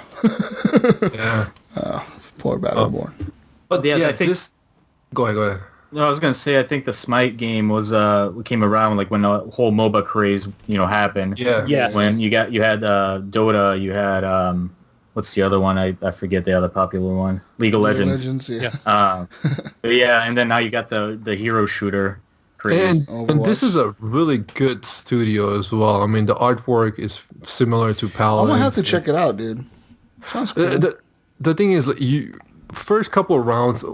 Okay, for a game that lasts 30 minutes, you should be able to change a character like in Overwatch. But in Paladins, I love it that you can change it. For some reason, like I feel like it's cheating. I hate that about Paladins, dude. Like I was playing Paladins with you. Was it you guys the other day? Was it you and me and Brink Snyder. and Snyder? And like I can't get into that game, dude. I have all the characters unlocked. I don't know who the fuck to use. I'm like, this is lame. This is lame. Like I just hate it. I just hate it. I like Overwatch. Like Overwatch it's a million times better in my opinion because I just enjoy it way more. Way more. No, It runs better. It plays better for me. I know all the characters' abilities. Like it. I think that's what it is. I just don't know the abilities of the characters. And these guys kept sniping me from across the map with their stupid sniper rifles. And Yeah. fuck that. 360 dude. no scope. No, there was this guy that was camping the back of their spawn, and he was just in the doorway shooting at us, and we just kept getting killed. I'm like, how the fuck, dude? Like, he would kill all our team. I don't even know how. He just did it. Well, this is one thing I like about Paladins, where it punishes you if you choose the wrong character. You have to be as a team. Well, yeah, I don't know the fucking character, so how the fuck am I supposed to know who to choose? Well, I mean, that's like every game you play. I mean, even if you start off with Overwatch, you have to invest some time into. It's difficult to go into a different game if you already love Overwatch and try and play something like Paladins. Overwatch it's good, dude. It's perfect. Well, you know what? I like Overwatch, but I hate the fact that they change characters in the middle of the game. That's I love that shit. I kind of agree with them. It's you should be able to stick with the character and play it off because doing a game, I can see the same character, but someone else is playing him, and then they're playing it with a different style, and kind of throws you off. Like you should just stick with the same character until the round's over, and then play again. Change that shit up, man. If it ain't doing for you, then you gotta change it up. Well, I wish there was an option in Smite because I played. I don't know why I chose some kind of rabbit or a squirrel. It was a squirrel. Why not choose it? Give it a chance. And it was awful. It kept getting killed. It was like a flank character. It's fun, but I wish I had a chance to like change it for 30 minutes playing as a squirrel. That's awful. Yeah, and it's difficult. All that grinding, you know. Yeah. But the game is fun. Give it a try. I mean, it's free. I mean, the game is free, but you also get $100 worth of, add-ons or characters. So give it a chance. All right. Cool. All right. Omar? Well, going with Alan's little theme, I kind of joined this party late, but it was the Witcher series. Oh, and I beat the second game around last year, and right now I'm on the third one. And no spoiler, I'm not spoiling anything. I don't want to hear any spoilers. I haven't beaten it just yet, but man, if that game is something else, all that talk about people, saying it was. How many hours did you invest in it? I'm at like 80 right now, I think. Go back. 80. No, in a 3 or 2? Can you tell me when the game starts getting good? Beginning, man. Right. I've tried it twice. I've tried that game 3 fucking times. I bought it twice, dude. I bought the regular edition. I bought the Game of the Year Gold fucking edition. Yeah. Got all the DLC. Tried that game twice, dude. I've restarted that game 3 times now. I'm on my 3rd time restarting it at this point. Am I just playing it wrong? Should I put it in baby mode and play the story mode? What the fuck do I do? I don't know, to be honest, man. Because like when I think of Witcher 3, I don't think combat. I think of immersion. I think of story. I think of like atmosphere. So like what keeps me going is the people in this world. What's going on with them? What kind of like this guy has a quest where it's like his baby got kidnapped by a monster, and you go find the monster. Turns out the monster is actually misunderstood, and he is actually helping the baby, but people think he's evil. And it's spoiled it for me. You spoiled the fucking quest for me, bro. What the fuck? But no, like you know what? So it's never gonna play this now. Never gonna play this. I wanted to discover that the baby was not kidnapped by a monster. Hashtag I hate I'm actually with Jesus. I tried that game twice, and I actually want to play it and continue it, but I actually stopped at the same moments, like at the same spot, same. Yeah. And right you know now, what it is? What you gotta turn off. I don't know, man. Right now, what I did was I helped the little dwarf, the blacksmith in the beginning, where like the dude burned his house down. I was like, "Fuck it, kill that kid, take him in, kill him. I don't give a shit. Hang him from a tree, whatever. Fuck him. He deserves to die. He burned the house down." And then he goes and gets hung on the tree. And then I went to go talk to this asshole in this tower that's like the leader of the area or something, like the army leader. And he's like, "I got a problem." He looks like Antonio Banderas. He's like, "I got a problem in the mountains, and you need to go kill it." And I'm like, "Okay, I'm Geralt. What the fuck do you want me to do? I'll be back." And then I'll be back. And then I gotta go kill a Griffith or whatever the fuck. So like, yeah, dude, what the fuck? I don't know. I can't get into the game. I really can't. Last time I made it past that. Last time I played the game, I made it to like where you get to the big city, you get to this castle, they give you like some black armor or something. You meet some dude. I made it that far last time. This time I can't get past this Griffin guy, like telling me to go kill this thing. I'm like, I don't want to do this. Yeah, so here's the thing. I definitely agree. Like, well, when it came to the second one, I had to push through it, and I'm glad I did because I got hooked on it. In the third one, I'll tell you, like when I played it, I was like, okay, this game's good. Like, but what actually like hit me where this game was like probably game of the year. Why it won game of the year was when you go to this island called Skellige. Yes. And when you go to Skellige, like the tone, everything changed. The music hits Really? you. I was like, oh my god, like that was one of the games I Is that what I actually. gotta How do? far in the game is Yeah, that? how far is that? 10 hours It's in? not a spoiler. It's not a spoiler or anything in it, but it's like a level requirement. So No, like, but how far do I have to? How many long do I have to hours? play? I don't know because like you have to be a certain level to go there because every monster will Okay. mess you up if you are under level, right? Yeah. But once you get there, man, I actually like I didn't move my mouse, I didn't move anything. I just sat there like listened, watched like. So the should I people play on there. 2 before I play 3? No. It'll help. You don't need to. It'll need to. definitely help. See, the thing is, like, I get distracted with other games, and especially online. Like, Yeah, if I you know know what my you gotta do, friends Alan? are online, what up? Delete that fucking Wildlands and get play some Witcher. True. But no, I do want to try Witcher. But the thing is, just knowing that somebody else is playing FIFA or Wildlands or whatever, I just want to quit and just like, hey, let's play first Same week. here. Same here. Yeah. And if I just go offline and maybe like not know who's on, I think I might be able Unplug to your finish Xbox it. from the internet. There you go. Even Yeah. then, I still invite you, Alan. So it's Yeah, Call you on your Skype. phone. You know what you Yeah. gotta do, Alan? You got a new feature on your profile. You can go on your profile and put "Do Not Disturb," and even if people send you invites, you don't get them, or messages, But you don't it's- get them. It's not much of like them. It's just me. Like, oh shit, they're playing this. I'm gonna. no, it's us. Yeah. We definitely. He's sitting there playing his little game. We'll sitting there like mass text him like, dude, get on, Yes, get on. Facebook Turn off invite, your cell Skype phone. call. Turn on Got the a "Do knock Not on the door. Disturb." Boom, boom, boom. Yeah. What? I got you. Not Open up, it's disturb the on. police. I really want to try this game too, though, Alan. I'm with you, man. I really, I see what you're saying, Amar. With like the world is immersive. I could see that. I see it all. I see the people, the city, the world. It looks incredible, but it's just like something about the world. I just can't get into it. And I don't know what it is because I love the fuck out of Skyrim, dude. I played like 300 hours of Skyrim. Oh yeah, for sure, definitely. And, I like, definitely. this see where you're game is coming like from. the better Skyrim, but I can't get into the combat. Maybe the combat is just too complicated for me. It with takes the, a little the, bit. With the It probably took me, like, spells and the- 8 You know what hours? keeps me away from it as well?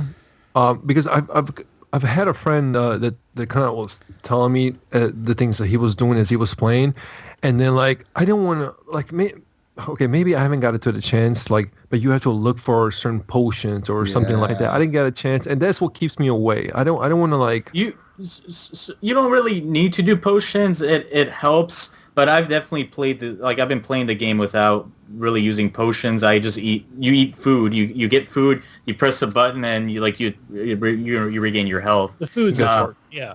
Well, I just feel like crafting and that kind of stuff. Like I really don't want to get into that again. But I guess somebody told me that you do have to craft certain things, like better weapons and whatever. And like you have to fix your Well, it's swords and cheaper than stuff. purchasing them. Oh, okay.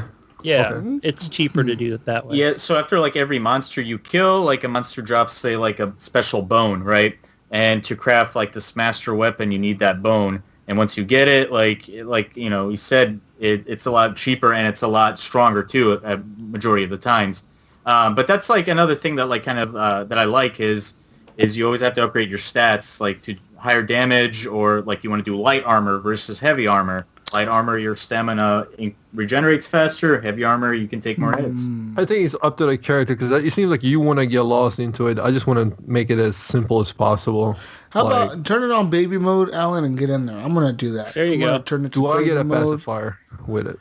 No, you don't get a Wah. pacifier. It's called just the story, right? There's just the story. There's the regular Yes. mode, and then there's like the hard mode, and there's like the super hard mode. Whatever. Yeah. But yeah, I mean that's like one of the games where I actually like care about the freaking people in it. It's a video game, but I actually care Story, like what's yeah. happening, you know? It's like Mass But- Effect for me, dude. I fucking Yes. love the people in Mass Effect. Yes. The Turians and all of them, dude. Yeah, man, I got feel bad for you Orient. guys. I'm gonna help you. Yeah. Yeah, a lot of lovable characters in The Witcher 3.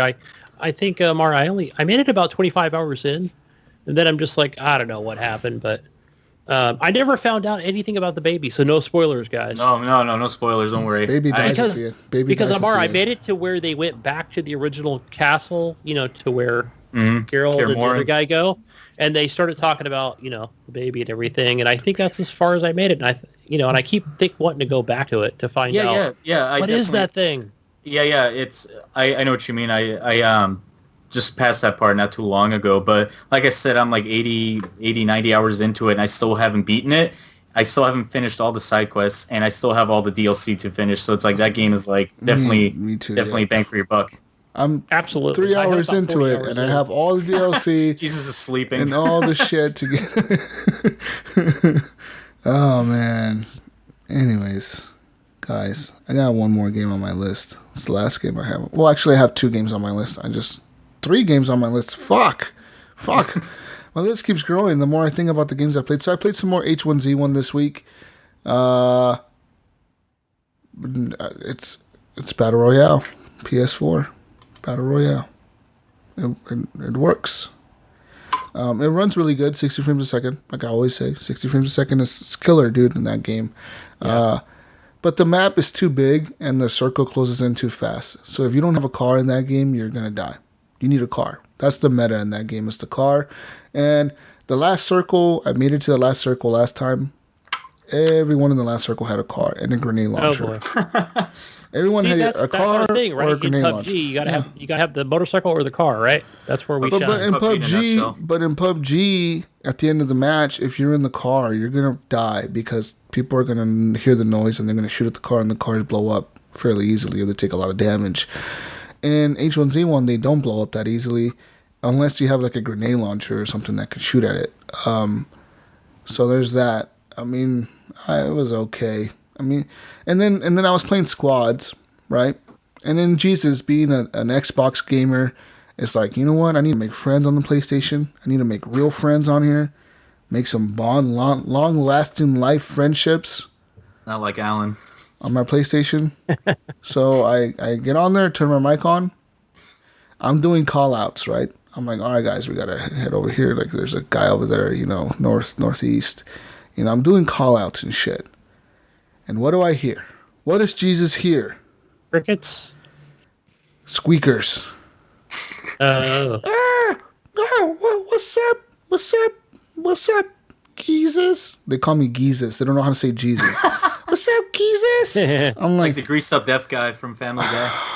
Fucking A. I'm like, what the fuck? I'm like, you want to play Roblox What's after? up, dude? What's up, dudes? They're all the people in my team. There's 5 people per squad, I think, or 4. I think there's 5.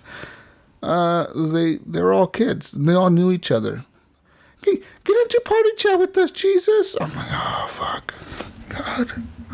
So we got to the last circle. I waited for all of them to die, and I left the party. And I was the last one alive because I was the only one playing with the actual fucking skill.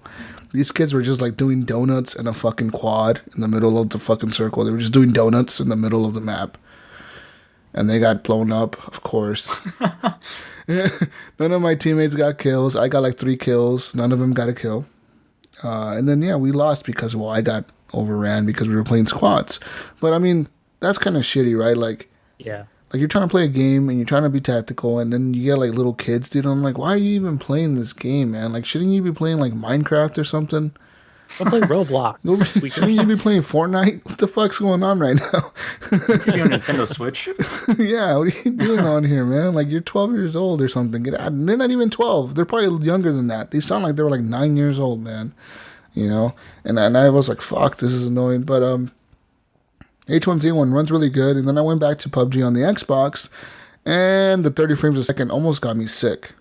Like, oh, that difference. Yeah. Night and day difference, right? It was a huge difference. Like, because I straight went from, like, H1Z1, turned off my PS4, turned on my Xbox One, PUBG, boom, boom. Because I missed, like, PUBG, it looks way better than H1Z1. H1Z1 is very simplified, like the way the graphics look, but it runs better. And you get into PUBG, the things look nicer. Everything looks more detailed and nicer, but it runs way shittier. And like, dude, that frame rate, that fucking choppiness on the 30 frames a second, I was like, this is making me sick. This is horrible. How the fuck?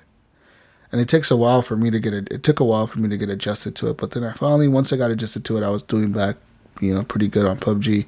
But yeah, that 30 frames a second, man. They really need to fix that and get that up to 60. I don't know if they ever will. I doubt it. They probably never will. I hope they don't lock that at 30. They barely update the PC version. You know, you think they're gonna go for Xbox? Yeah. Yeah. I mean, it's bad. But yeah, there's that. Other games that I played this week, guys. I want to talk about Infamous Second Son. I bought this the other day for like $7 on the PlayStation sale. It was on PSN for like $8 or $7. I bought it, and that game is pretty good for like an older generation launch title game. Almost, it was almost a launch title. It wasn't really a launch title. It was like the year after launch, but it's good. You get to be evil or good. I'm evil as hell. I'm killing everybody, killing the fuck out of everybody, kicking people in the head, tagging up all the things. You know, because, you know, in that game, it's pretty much you're a superhero that has superpowers, and your goal is to, like, dismantle the military that's taken over Seattle. And so you go around the city, and you can blow up the military trucks, you can attack the bases, blow up their bases, and you're, like, liberating, like, the area that you're in. It's kind of like liberating that area the more you kill the enemies or whatever. Kind of like Far Cry, pretty much the same kind of style, where, like, you have to liberate the map. And that's the whole point of the game. There's really no main missions. There's like no campaign missions. It's like you get into the city and it's pretty much like free for all. Like, all right, dude, you're here now.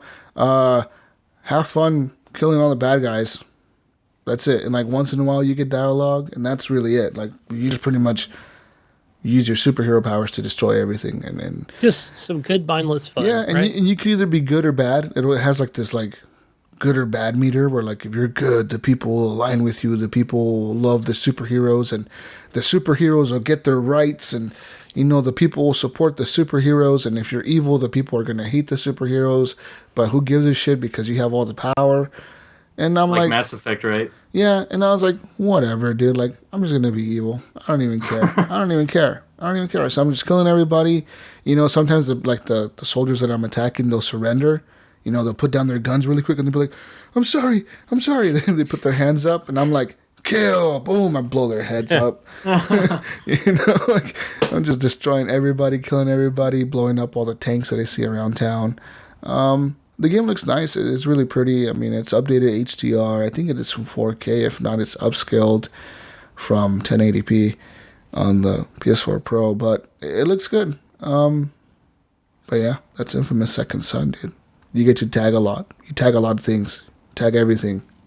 That's it. Tag everything.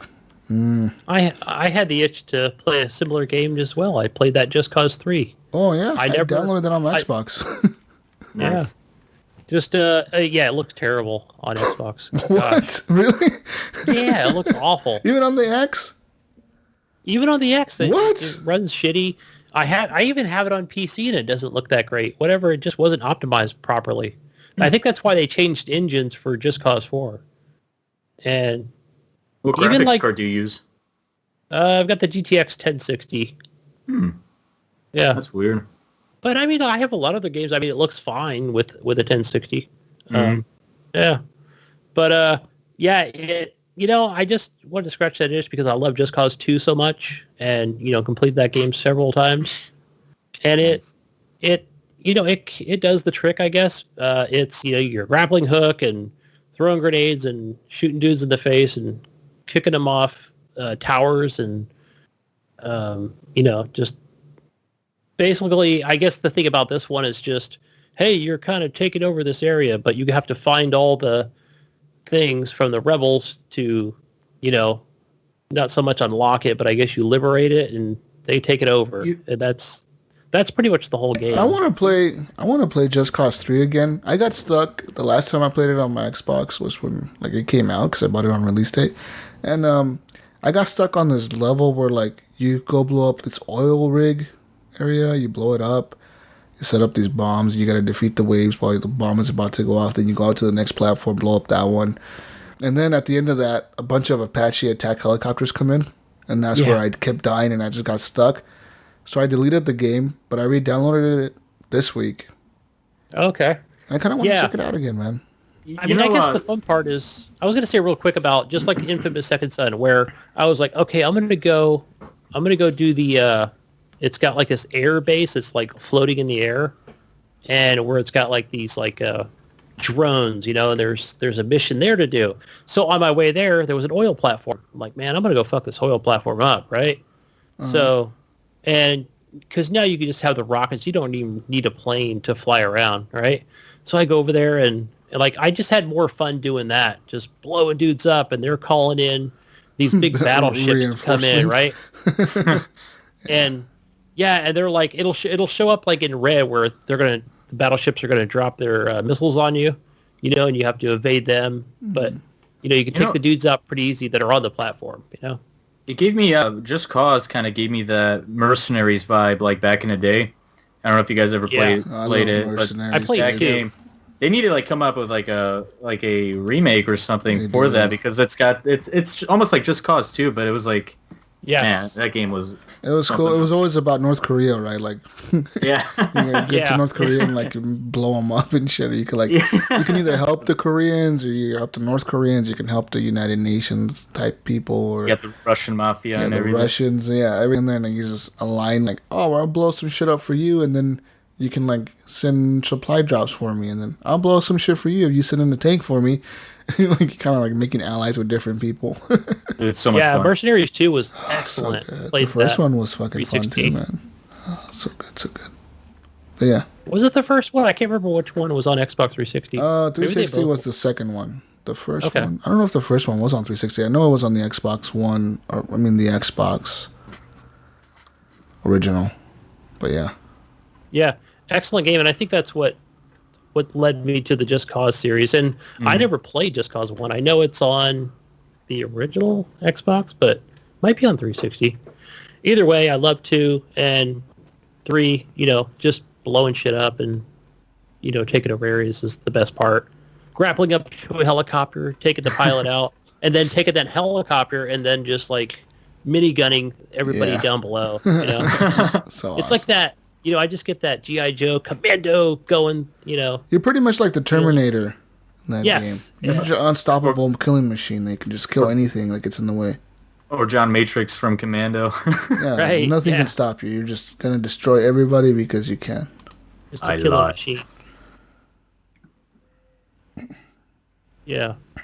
That's all, guys, for me. What about you, Alen? Anything else? Sure. Besides FIFA, with Omar and a couple other guys, Wildlands, that's my game. I've been, trying to stay in the shooters. That's been kind of keeping me interesting. I even wanted to go back to Destiny. Maybe just because I bought the campaign, the season pass for the not the new one that's coming out that's on pre-order, but the last 2 that's out right now. It was on sale for like $20. But Wildlands is what keeps me satisfied with my shooters. It's one of the best shooters. Like when it comes to realistic multiplayer with 4 versus 4. Yeah. That is it. Nothing really. Besides kicking ass in the game. And yeah, I saw your kills you got. You showed me that picture, but you still lost. That's crazy that your team could not help you out on that, I know it wasn't Amar's fault, but it's just something that it's like one of those games where you actually have a good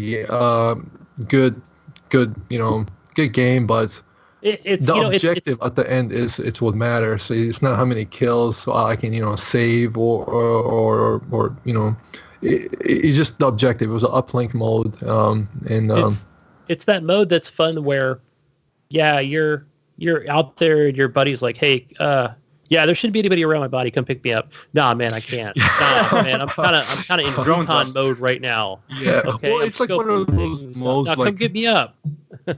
It's one of those games where it's like it's a numbers game. If you have 2 versus 4, it's going to be really harder for you to win. But also the time limit kind of saved us, 8 minutes. And if you can, win on your own, just kind of hide and try to survive. That game, I honestly, Omar knows how many times I say it. When I get into it, I love this game. Just because it's perfect when it comes to the gameplay, when it comes to the teamwork, when it comes to the weapon selections, and the environments is just beautiful. I can't find, I can't get back into Call of Duty or even PUBG or anything else when it comes to any game that's similar to it, when it comes to realistic shooter. I mean, this is really, really one of my favorite games. Shut up, Jesus. Oh, you're kind of going chappy on me, man. That's all I'm saying. Like Oh, my bad. turn off your fucking Xbox. He's playing that right now. No. But that is all. I haven't played much games. It's just the usual. That's why I kind of feel bad coming to the show because I got nothing else new to say. That's why I was like, bring Amar on. It's cool, man. It's all right. You're fine. It's all good. If you stop playing fucking shooters and play The Witcher, maybe you have something nice to say about The Witcher. Yeah. You know what? Yeah, Alan. Xbox I will Airplane match mode. you. How many hours you put in Witcher, I will play as well. Okay. All right. We'll see who plays them. By the end of this week, we'll see who puts more hours into The Witcher. We'll see. All right, how about this? Alan calls his boss. He's like, hey, I need this week off. I don't want to call you Omar. Can you do this all over again? Got black curtains But up. that's all I've been playing, honestly, guys. Awesome. What about you, Omar? Well, I've been playing this game that's kind of notorious. That's called the PTSD Simulator, Rising Storm 2, PTSD Vietnam. Simulator? It's like a super realistic Vietnam shooter. So like one shot, you're basically dead, kind of game. So like there's different roles that you fulfill. You got to take these objectives. You can play as like the North Vietnamese army. You can play as like the Marines army. Australians and all that, but that's basically it. I mean, you can fly helicopters. It's like Battlefield Vietnam, except like really hardcore. Realistic. Yeah. So if like you get shot in the leg, then you have to use your bandage, otherwise you'll bleed out and die. But if you run out of the bandage, then you're SOL unless you go resupply. You can call in artillery strikes, napalm strikes and stuff, and yeah, it's a pretty awesome game. I definitely would recommend if people like that realistic kind of shooters to try it out, but only on PC, unfortunately. But that's on. Yeah, it's basically it. Yeah, I would look that up, but my Steam's not actually working right now. Oh no, what's going on with it? You know what it's been doing? Like for the last couple weeks, like when you go to search in store, nothing auto populates for some reason. Like it doesn't actually like say if I type in cities, it'll be like, oh, you want like there's like 5 games that'll pop up. So it's like constantly thinking. I don't know. Have you tried reinstalling it? I haven't done that in probably a year. Do you think I should? You know, as they say in IT crowd, have you tried turning it off and on again, right? Yeah, well, I do that. Like I'll quit out of it. I'll come back. And like I think it kind of works from there, but yeah, there might be something corrupt in the file because it's been like that for a while, and I do have good internet, so it can't be that. Yeah, I would try definitely like just reinstalling it because a lot of those games are on iCloud or iCloud, so you won't really lose any like saved data or anything. Just might have to reinstall the games, but yeah, that's what I was concerned about. Like, if I have to reinstall stuff, but it's not like I'm playing a huge variety of games in there. Yeah. I'm playing my indie games, Jesus. That's what I'm doing on my PC. See, this is the way that I say it. Try it. If it doesn't work, blame Alan. That's what I do. Yeah. Alan said to do it, and now I can't bring it back up. Anyway, is Jesus frozen on the screen? Oh, no, he's good. He's good. Okay. All right. He's like statue and stuff over here, guys, for the audio listeners. So, okay, I got one more game, guys, but I want to talk about this. I think I'm going to talk about this next week when Ryan comes back. If he comes back next week, because I know he's been playing it too. It's called Moonlighter. It's a pretty cool little game where you run like a little shop, and then during the nighttime you can go into like this dungeon, and that's procedurally generated. But there's actually an end level to the dungeon, and there's actually a boss in the dungeon, and each boss unlocks like he'll drop the key for the next dungeon. There's 5 different dungeons. But what you do is you go into these dungeons and you're killing the enemies, right? Pretty simple. You press A to attack. Holy fuck, that plane is loud. But you press A to attack. You can block with X. You can do these little dodges. And you have different types of enemies that will pop up on the screen. Every time you go through a door, the room looks different. And it'll be, even though you've been there before, it'll be completely different this time. And it'll have new enemies, new types of abilities that they're using, etc. You have to kind of like learn how to fight the different types of enemies. But they drop things, and then at the end of the night, whenever you reach a maximum limit of what the stuff you can carry, which I think is like 25 items, because you carry 5 on the character and 20 in your backpack, you can press B to either open up a portal that'll put up a door, like a portal door in the room that you're in. So next time you want to just spawn into that room, or you can go all the way from the beginning of the dungeon and start all over again. It's up to you, really. But it costs money. So like to open up a portal, it's like 1,500 gold. But you can just teleport back for like 200 gold. So it's up to you what you want to do. And it kind of, the incentive is to set up the portal so you can reach the end of the dungeon and beat the boss one of the nights. You know what I mean? So when you go back to town, it's daytime, and you go into your shop, and you can sell the stuff that you looted in the dungeon, like the stuff that the enemies dropped when you kill them. You can put that stuff for sale in your shop. And like sometimes the people go in there and, you know, you have like a stick, and you say, I want to sell that stick for 20 gold. And they're like, a fucking stick for 20 gold, and they don't buy it. You know, they're like, oh no, they're not going to buy it. So you you can adjust the prices on the fly. And so you're like, all right, I'll sell it to $10. And they're like, all right, $10, perfect price. Boom. And they buy it for $10. And then like, you know, like there was this one, like there's a few items that I know that I've put on there that I sold them way too cheap. Because they'll like have little emoticons. And like one of them is like little eyes that light up like gold coins, and they're all smiling because they found a really good deal. So like then you have to increase the price of that.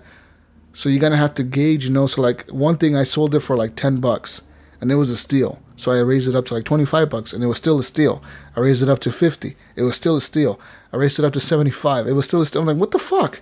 I raised it up to $300, and it was still a steal. I was like, whoever bought that thing for $10 is one lucky motherfucker, because he paid me 10 coin for like a thing that cost like 500 coin. So yeah, I mean, now is there a chance that you're going to find that same item again, and will it show? Will it even show like how much?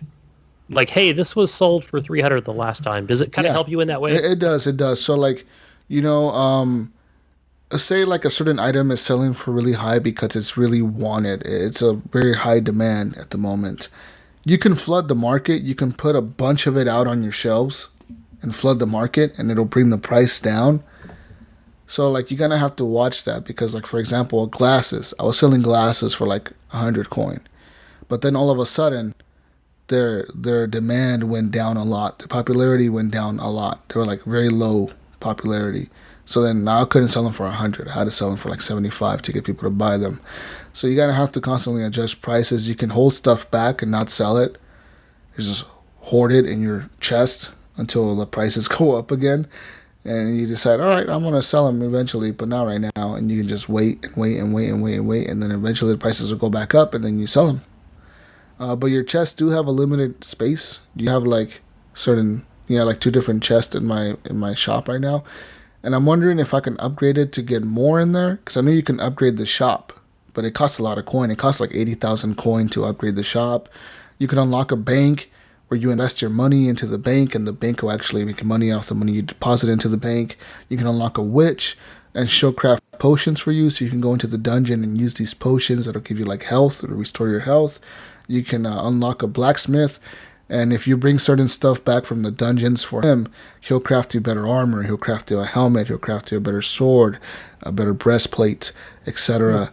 Better are these shield. like active quests, or these are different like things. These are extra things you can do. You can like invest into the town. Mm-hmm. You can invest in your shop, and you can invest in the town.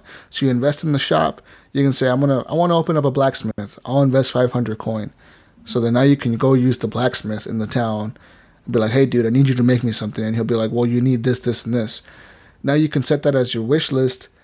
So when you're in the dungeon and you collect something it'll have like a little star next to it. So make sure you don't sell that. You're going to need that for whatever's on your wish list. It's on some kind of wish list. So it's a lot of stuff like that. The game it's very nice. The art style is pretty cool. And then the music, it is soothing. At first I didn't like the music, but like now I'm into the music. Like every time I go into the dungeon, I'm digging the music, man. I'm like, oh, I'm in the dungeon. Time to kill the enemies. And you get into it, man. You get into it. It's incredible. It's an amazing game. I like it a lot. Moonlighter, guys, check it out. I know when Ryan gets back, we're probably going to talk about it and give it an in-depth review, because he's probably played it a lot more than I have. I know he has for a fact, because he was playing it for like weeks before I was.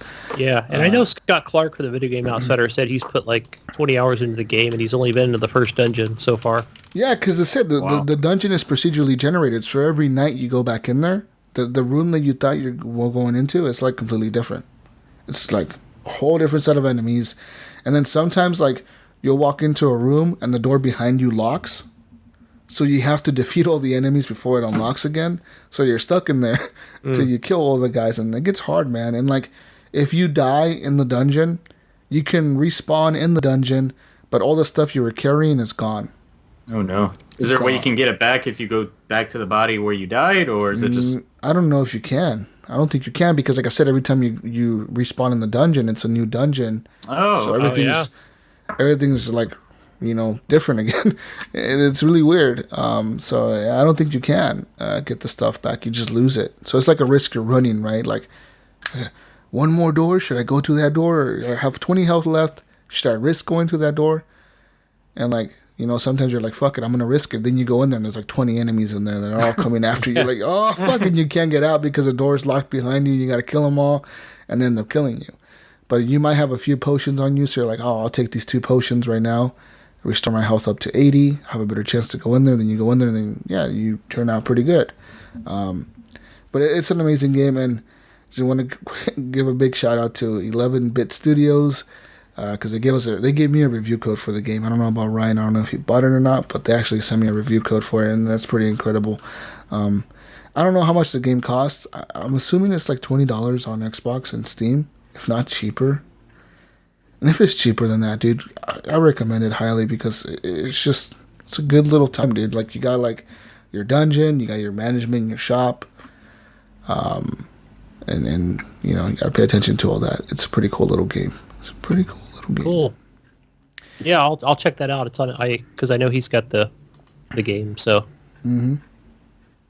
So there's that. That's it. That's it for me, guys. That's all I have. What about you, Gunny? Just more Mario Rabbids Kingdom Battles, and what else did I play? Currently right now I'm playing the Octopath Traveler demo on the Switch, and yeah, so just kind of started that, just checking that out. So maybe I'll talk more about that next week. I think it's like a 3-hour demo you get free. 3 hours of gameplay. How's the Mario Rabbids Kingdom? Is it? It's really good. Yeah, I'm enjoying it quite a bit. So it's just like XCOM basically meets Mario and the Rabbids. Yes. That's awesome. I get the exclusives, man. I need to get Switch now. That's what I saw. I knew when I first saw that gameplay when that first came out. I was like, I have to get this. I need us to play this. And yeah, so I haven't. I've been pretty happy with it so far. So yeah, just getting into the second act of it now. Partway through it. It's cool. How about you, Alan? What was the question? No, that's all I've been playing actually. I don't want to bore you guys with my FIFA skills and what I've been doing with FIFA, but that's all I've been playing. I'll wake you up later. All right. Oh, what did Gunny say? Oh, hey, Alan, I had to have a question for you because I know, you're always on Xbox and stuff like that, but any other FIFA games that you're playing on mobile? No, there was one like a superhero. I forgot what was it, but it was just like one that was like a swipe for pass and swipe for shoot, and then as the ball travels, players travel, and then when you get the ball, everybody stops, and then you're gonna kind of work and pass around that situation that's on the phone. It was a fun game, but it's like one of those like you get a couple of tries, and then if you fail, you have to either buy more tries or wait a couple of hours, and this kind of pissed me off, so I just never played it again. Yeah, I wasn't sure how much you were into FIFA and how, like if you led outside of the Xbox. I tried also the Pro Evolution Soccer. It's just not my style. I'm just too used to FIFA. I just like the gameplay of FIFA. Nothing against Pro Evolution Soccer. It's just FIFA's my thing. It's just I'm so used to all the modes that are in there, and the gameplay itself is just I consider better. Every time I play FIFA, I say I hate this game, but just because something goes the way against me, I guess. Yeah. That makes me kind of want to hate it or call it some kind of bullshit or whatever.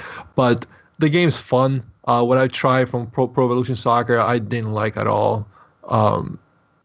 It just the passing and everything else just wasn't the same like what I'm used to in FIFA. Amar, I'm sure he plays Pro Evolution or he tried it. And, Yeah. When I had my PlayStation, I had Pro Evolution and I loved it. I actually played it more than FIFA just because I didn't play online or anything. I just did like seasons and stuff. And it's for me personally, I like the shooting better. I like the ball movement because it's a very like build up kind of game. Whereas FIFA is just like take the ball, run, and hopefully you'll score. That's just my opinion. I mean, I just liked it better. The fuck is not. But Alen, just go ahead and try to play any, and we'll talk. See, that's why I brought it up. I just wanted to hear you guys argue about it. You can't say that. The thing is, in FIFA, it's a completely different gameplay. That's what it is. It's just the passing, the way, like how long you have to hold the button on passes and how they receive the ball. Pro Evolution Soccer does look good on cutscenes, but another thing is like the game looks like belongs to 64 or something, like Nintendo 64. It's weird because they you would think on like PC it would be a little better, but it's the same port that it had on the last year's console or last generation's consoles, like the 360 version on the PC, and it's really bizarre because on PlayStation it's like the best. I assume maybe it's a Japanese like Konami thing. I don't know, but on PES you actually get to do mods on the consoles, which is nice. People always complain that on PES they don't have a license to get the actual teams and the jerseys. But if you download the mod, you can get everything you want. And yeah, but that's the thing. It's like one of those things. I don't want to like download a mod to actually have a current team's name or a jersey or like it just that's something I'm paying $60 for a game. I want that in the game. I don't need to download any mods or fuck up my achievements or whatever. I don't know. Like nothing against Pro Evolution. That's just my opinion. Just the gameplay is different. No, for sure. You still can't beat me in any though. Jump on right now. Come at me, man. Let's go. 1v1. But yeah, Jesus. Go ahead, Jesus. Yeah. Get at him. Right. We're done with our game talk here. Our FIFA talk. Oh, we're done. We're done. Oh, Jesus had us on mute. He's oh man. Oh, he's playing Witcher. We even got some Pro Evolution over here. Soccer. Fuck. Yeah, FIFA talk. Oh man. The game of the year. Let me just turn the mute back on. But do we have any more games, guys? No. Okay. No. Guess it's time for news, but first, let's take a quick break because I need it and you need it. We all need it. Musical break coming right now. We'll be back after the music. See you guys on the other side of this musical break. We'll be right back.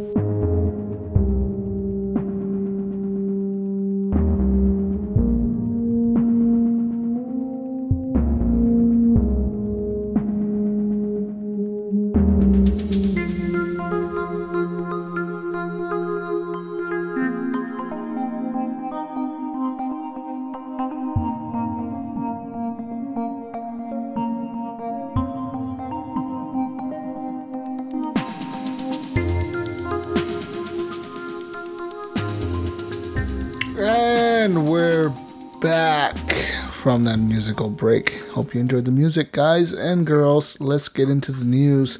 Lots of news this week. GunnyChief, we have lots of news, dude. Lots of news. Speaking of news, we got some Halo news. Big Halo news.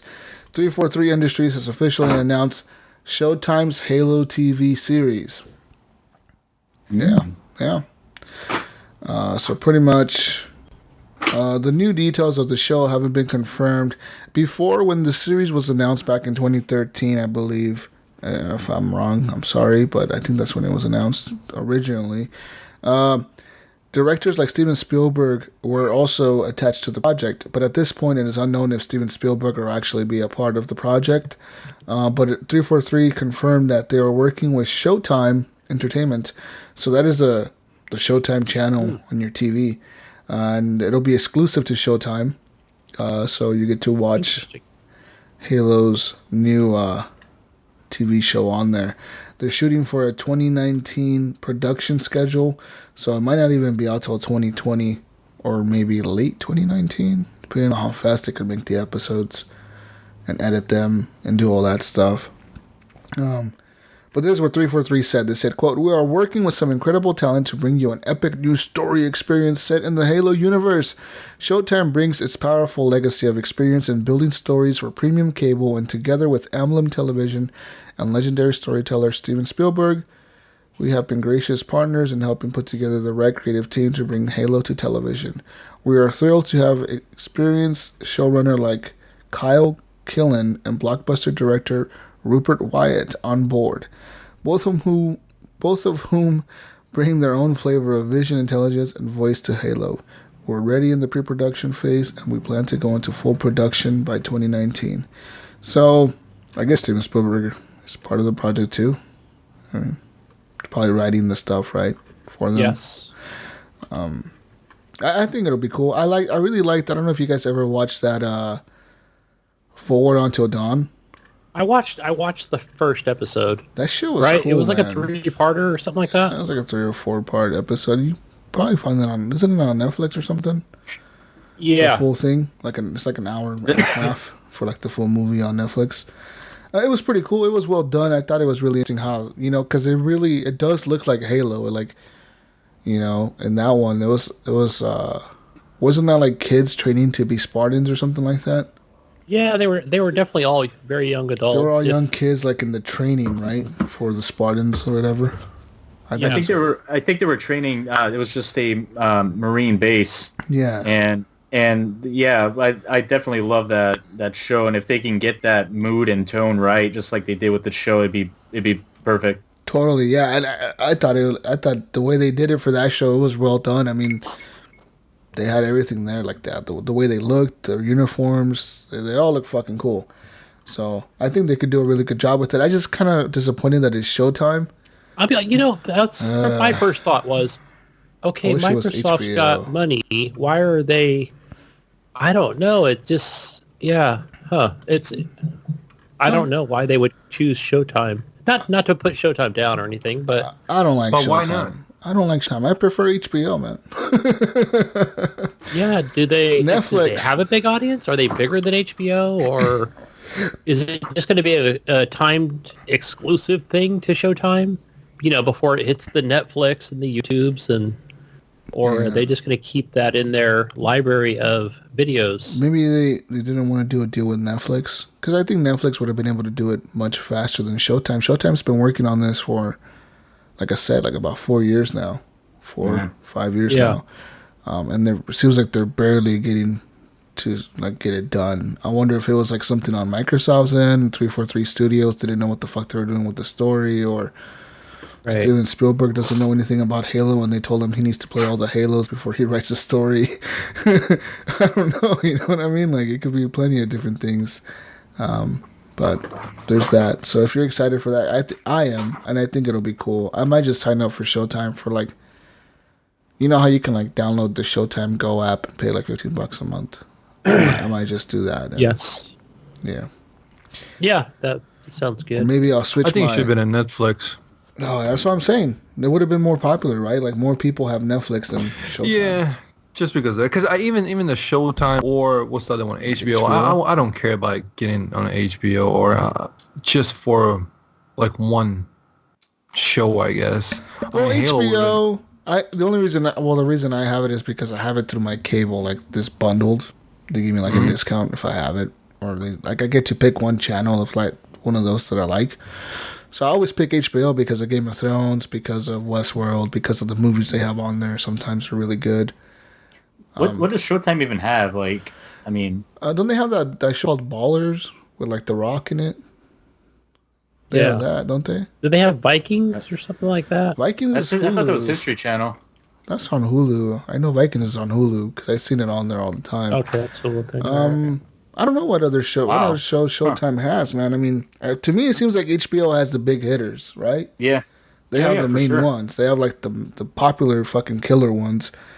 I don't see anybody really always like. I don't see anybody talking about Ballers when it comes like back into like, oh guys, the fucking new Ballers episode is coming out. Like no one gives a shit. But when fucking Game of Thrones comes on, dude, everybody's talking about Game of Thrones. Right. What is this Game of Thrones? Oh, you gotta watch Game of Thrones, dude. It's fucking good, man. It is fucking good. What happens is...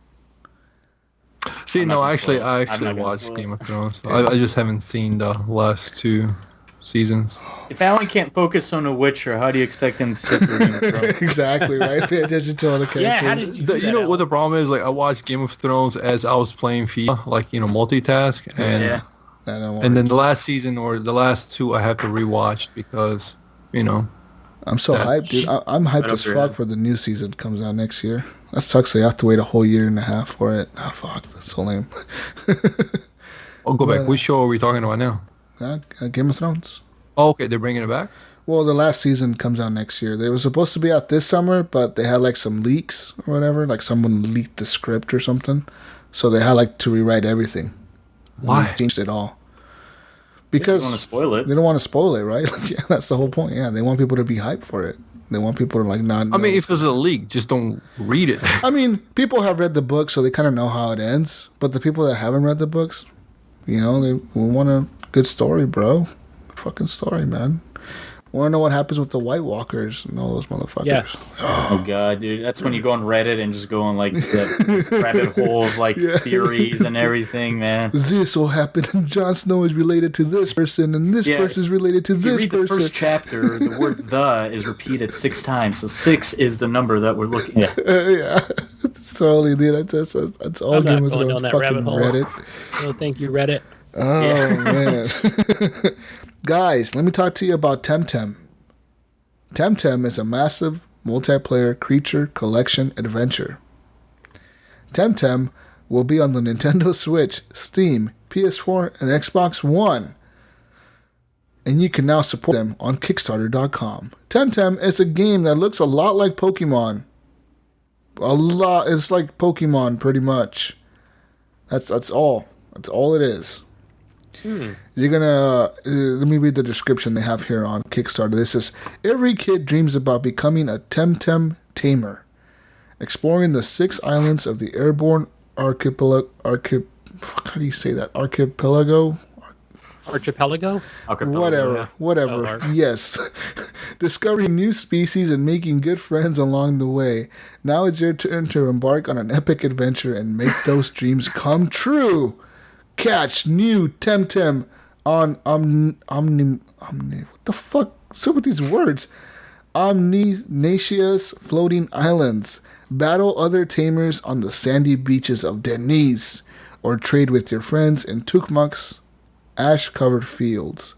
Defeat the ever-annoying clan Bel Soto and end its plot to rule over the archipelago, whatever the fuck you guys said earlier. You beat all the 8 dojo leaders and become the ultimate Temtem tamer. Dem. Temtem. It looks just like Pokemon. Like, how's Pokemon not sued these guys? It looks... Well, it's not a thing yet, right? Because it's just kind of showing us a short little... Dude, it looks just like I'm looking at the video they have here, the It trailer. does, It looks yeah. like Pokemon with like different graphics, like, but it looks just like it, like you're running through the. I definitely see a lawsuit in order, but hey, they better watch out because this game... They'll switch up the way the Pokemons, not the Pokemon, the Temtems, the way they attack each other, the way they look, the abilities they have. They'll do something stupid where they'll get away with it, but. It has a Kickstarter. It's been backed already, so like the goal was $70,000, and it's up to $456,000. Wow. 42 hours to go, I like guys. the pledge. You can pledge $1 more, but you won't receive a copy of the game. But you'll be kept in the loop, and we'll send you an email for updates. Oh boy! Yeah, they have a bunch of Pokemons, not Temtems. Sorry, they have their abilities here. They have neutral, fire, water, nature, electric, earth, mental, wind, digital, melee, crystal, and toxic. You had mental, Jesus. And it comes with 3 different games. You can breed the Temtems to create new eggs to bring new Temtems to life. And it will have a story campaign. And be a massive multiplayer online game. And you can play co-op. It says your fully co-op compatible campaign. And wait, guys, you can also build your own house and decorate it and put furniture in it. And customize your character. Oh man, I'm getting more into it. I'm gonna stop playing ESO online and start, playing this. Might have to leave this podcast right now and just go pledge myself to this company. Temtem. Give me all the Temtems. Alan, go pledge for $350 more. You can play the beta. But you won't get the game. You'll just get stayed in the loop. Yeah. No. You'll get some more screenshots and wallpaper. Yeah, they have their own music creator here. I mean, it's kind of crazy. They have a lot of things going on for them.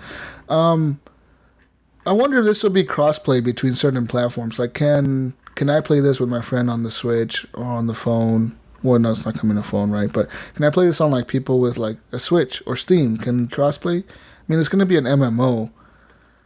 I wonder if that's the route they're going for, but I don't know. It's not confirmed. Yeah, are they kind of going with the mobile? They'll probably go mobile first, right? That's where the market is for these types of games. And I think there needs to be... Is this a mobile game?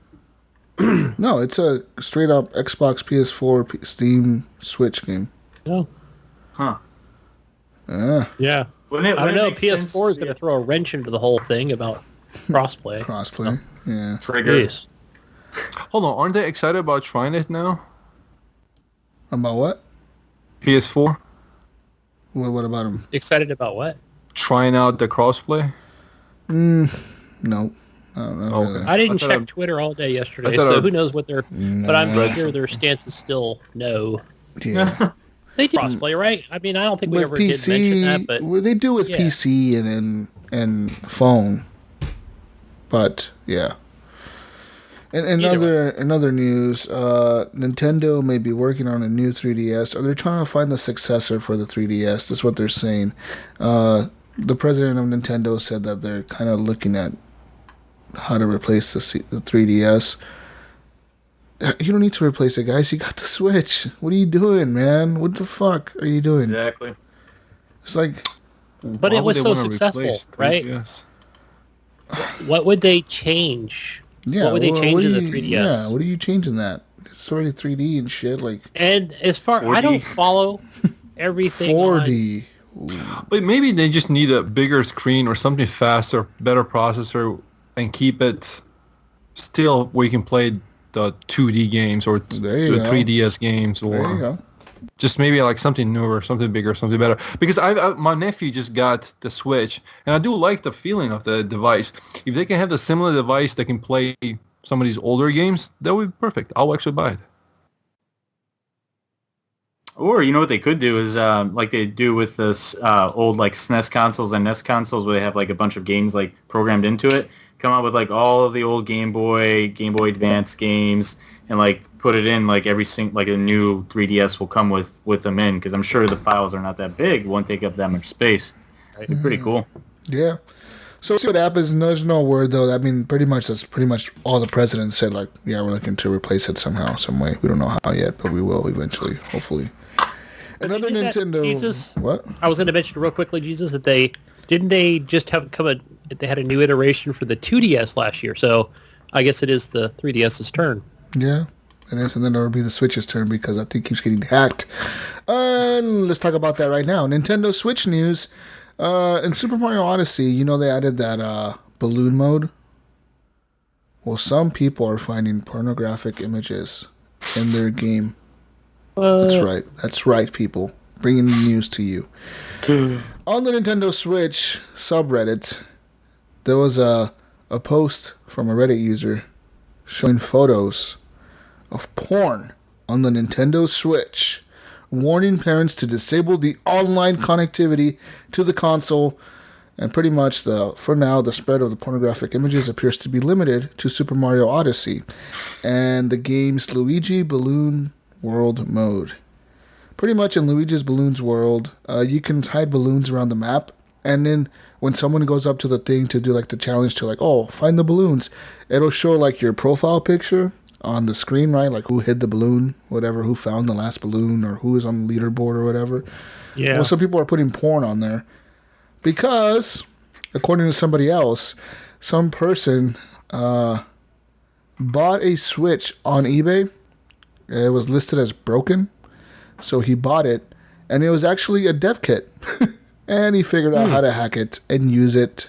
And he pretty much released the person who bought this. It is not confirmed that he did it, but somehow, the fucking the software, the firmware to be able to like unlock the system and mod it and everything got leaked onto the internet shortly after this person went to Reddit and people were telling him what to do with the software. Like things like, you should release that so we can learn how to hack this better. I'm sorry, but that's hilarious to me. Like I can just imagine like little Timmy like by opening up his Switch playing the game like, Mommy, what's that? Oh, can you imagine how pissed off Earth would be, dude? That's not a red balloon. That's a snatch. Daddy, I want to go on that ride. Me too, son. Yeah. Pretty much, installing the dev menu seems pretty simple, though it requires custom firmware. Currently, there's not much that Switch owners can do with the dev menu outside of modifying their avatars, which is what they're doing. That's how they're putting those pictures on there, right? Like they're modifying their pictures. Though that may change as hackers spend more time with it. It could lead to easier software piracy. Pretty much, Nintendo has not said anything about that. They're having a lot of problems with the Switch being hacked and hackable. They are. They're just having a lot of problems with it. And a lot of the problems stem from it being like a hardware problem, not a software problem. Well, some of it is a hardware problem. And at this point, you've sold how many Switches? Like, you can't do a recall, and you can't... I guess the only thing you can do is fix the hardware problem and like let the old ones kind of sell out and then put out the new ones with the fix, on them. It's just Nintendo has been plagued with that lately with the Switch. It's been having lots of issues with it being hackable and stuff. So we'll see what happens with that system. It could turn out to be like a system that everybody wants because it's easily hackable. Yeah, we'll see. Let me know and I'll mod mine. Yeah. Just kidding. You probably could, Gunny. You probably could. You probably got one of the... I'll watch that, Gunny. Oh, man. In other news, OpenAI's bot has beat a human at video games last year. Now it will take on 5 humans at once. Dun, dun, dun. If Skynet isn't almost here, it's about to happen, guys. Elon Musk created a robot software called OpenAI, which is an AI that knows how to beat humans at video games. Last year it beat a person. I forgot what game they were playing, but it beat one person. But this year with Dota 2, it'll play against 5 people. It'll play against an esports team. 5 esports players will play against this machine. And this machine is going to have to react to their moves before, it's going to have to react to their moves as they make them, because it will not be able to see the entire map. It's going to only react to what the players are doing to it.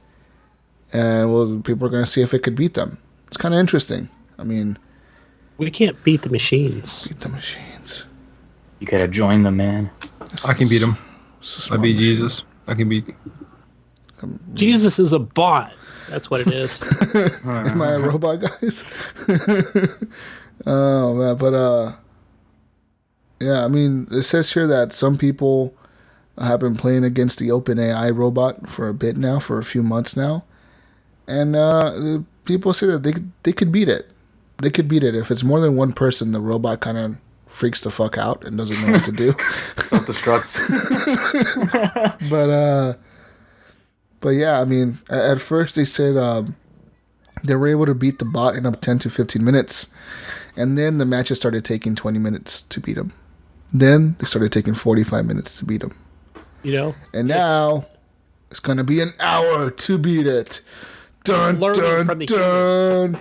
Pretty much the robot evolving. Yeah, the robot it's not programmed by people. It's a self-learning AI, so it learns by itself by things that it does and things that happen to it. So it's learning how people play and how good players are and what they do and its strategies to the game.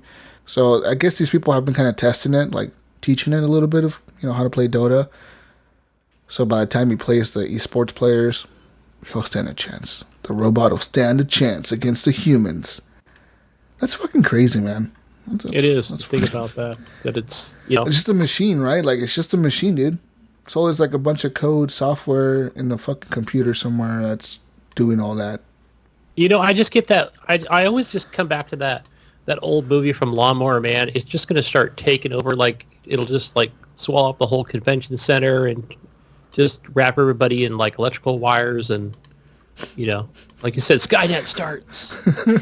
Be sick. Fucking Skynet. Well, you said Elon Musk created it, right? Yes. Came up with the AI, right? Yeah. Yep. I'm not surprised. Elon Musk is a freaking genius. Like, he is. What he did with those rockets and with the cars and everything. And motherfucker's an alien, I think. Markerberg. Yeah, they're both lizard people. What the hell are you? Fucking lizard people from other planets that come here.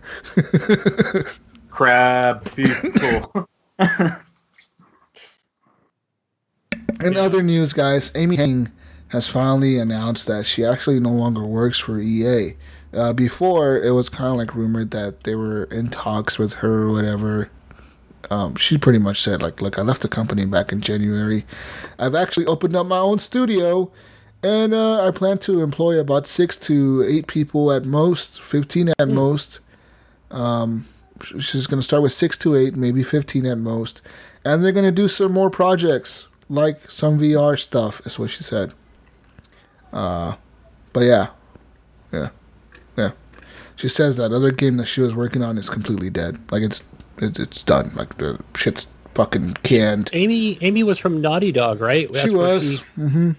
Yeah. She was working on that Star Wars game for EA, that single player game. That got canned. 13, yeah. Man. Not 1313. It was codename Ragtag. That's what it was, codename. But it was not 1313. She said it was a completely different story, but one of the reasons why executives at EA canned her project and her whole studio division was because they said it was too linear. Interesting. To each their own, right? Yeah, she said she has no hard feelings towards the EA executives. She's like, they're still my friends, but I no longer work for them, and fuck them, pretty much. Hey, no hard feelings, but go fuck yourself. Yeah, hey, she had some pretty harsh words to say about, what they did with Battlefield. Or, The loot box craze? Yeah. Yeah. Let's talk about some more news here. Fortnite. If you've been watching Fortnite recently, there was going to be a rocket launch today, and it already happened. Oh, yeah, I did see that. The rocket has launched, Gunny. Apparently, what it did was it made a big crack in the sky. What does that even mean? No one even knows. No one knows, bro. Then it, came up through the lake. Then it went, out the other side of the map through making another crack in the sky. So it's a bunch of cracks in the sky, and yeah, people don't know what it even means anymore. What does that even mean? No one knows. But 200 people. Last time there was a comet coming towards the map, and it was Thanos on a fucking comet. Oh yeah, so who could it be? Everybody with that, man. Everybody was coming in with calculation, well, if it hits here at this speed, at this impact, then it just turns out it was Thanos. Yeah. Thor is coming. Silver Surfer. Something to do with spaceships and space. Maybe it's going to be the Avengers coming back into Fortnite, and you have to fight them. Oh man, I don't know. that would be sweet. I'd probably play that game. Who knows? Well, they could do a partnership with anybody at this point. They make so much fucking money. They could do a partnership with anything they want to. Pornhub. Speaking of money, they made over $350 million last month. They did. That's crazy. Yeah. How do you make 350 million on a free game? Well, Sell skins. Yeah. No, it's dance. Yeah. Sad. Crazy Doing shit. a lot better than PUBG is, I can tell you that much. Yeah, PUBG's not doing so hot, guys. Shut up. Usually what Whoa. Whoa, guy. I mean, calm down. In a good way. Let's see here. In other news. State of Decay news. State of Decay has gotten its first new DLC pack on the Xbox One yay. and PC. Are you going to play it this week, Jesus? It's called the Independence Pack. It's available for purchase right now, and it gives players access to an assortment of patriotic items and gear, including vehicles, weapons, and much more. Hell yeah. This is where you're going to Some get, more Gunny. explosives. This is where you're going to get. You're going to receive 3 Independence Day themed vehicles. One is called the Pyro Hawk. The next one is the Burninator. And then the Meat Wagon. You also get new weapons, such as the Freedom Ringer, the Grill Meister, and the Barbecue Fork. As Sweet. well as Barbecue. some long-range weapons like the Pyro Launcher and the Starshank Launcher. Starshank Launcher. I can always use more weapons. $5 for the DLC if you're interested in it. Oh, How shoot, much? that's cheap. Yeah. $5. That's a game, dude. Not bad. I mean, it's $5. I guess for new shit if you want to do it. And in other news, some pretty cool stuff that I saw this week, guys, was Warface is coming to the PS4 and the Xbox One this year. Now, if you haven't watched the trailer for Warface, it looks fucking cool, man. It looks fucking cool as shit. So pretty much Crytek, the creators of Far Cry Crysis and the upcoming Hunt the Showdown, has announced that it's bringing its free-to-play MMO first-person shooter, Warface, to the PS4 and Xbox One this year. Ooh. Crytek's really good. Yeah. Really good great. reputation. Yeah, I mean, yeah, it's just coming to the Xbox. Pretty much that's it. There you go, Alan. Another game that Free you to won't play. I know. You can play as 4 classes leveled simultaneously: the rifleman, the sniper, engineer, the medic. You can join factions, Play on the PC. Warface and Blackwood. There's going to be ranked matches, clan wars, and much more. Story-driven PvE, co-op and versus gameplay you can enjoy with your friends. A wide range of secondary melee weapons, primary weapons with multiple attachments available. That's it. I wonder if this, I wonder if it's like a CSGO or anything, Amar. I'm just looking on Steam. I see it's got mixed Yeah, have reviews, you guys but played it's it? You PC guys? What is it? What is it called? Warface? The Warface game. Warface. Let me see. Yeah, just looking at like some of the screenshots, I'm like, man, this kind of looks like a CSGO kind of thing, maybe. So, or a possible clone, but yeah. You know what I'm gonna do? I'm just gonna download it. Then I'll talk about it next week. How about that? Oh, hang on. I think I played this game before. Yeah, it's a definitely MMO first-person shooter. Yes, I've played this game before. Is it I mean, good? that should say something that I played it before and I completely forgot about it. What does it say? It's I don't know. It's like CS:GO meets Call of Duty kind of thing. It just looks like your average shooter, basically. Yeah. Nothing too special, but if that's your kind of cup of tea, then definitely check it out. Why not? Yeah, like looking at some of the weapon skin, I'm like, okay, there's probably like a market for those weapon skins, or it's like the DLC, since it is a free-to-play. Oh, yeah. Yeah, Yeah. right. In other news, I don't know if you guys know this, but PS4 news. PS4 now has like this thing called the PS4 Classics or PS4 Originals, which are like 15 games that are going to be $19.99 forever from now on. Forever and ever. Why can't they just lower the freaking price on them? They're going to be on forever. And it's like remember how back in the day they had the PS2 Classics and the PS1 Classics and the Xbox Well, like an Xbox. Classic? Yeah, Xbox did that too, right? Yeah.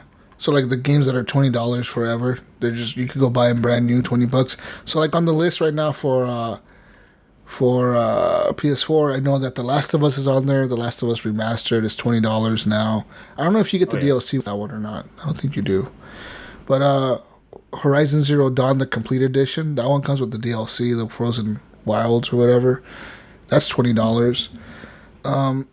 Infamous Second Son is on there, $20. There's a bunch of other games on there for $20. And I mean, it's not bad. Killzone is on there, I think, for $20. It's a lot of the games that we saw launch with the system.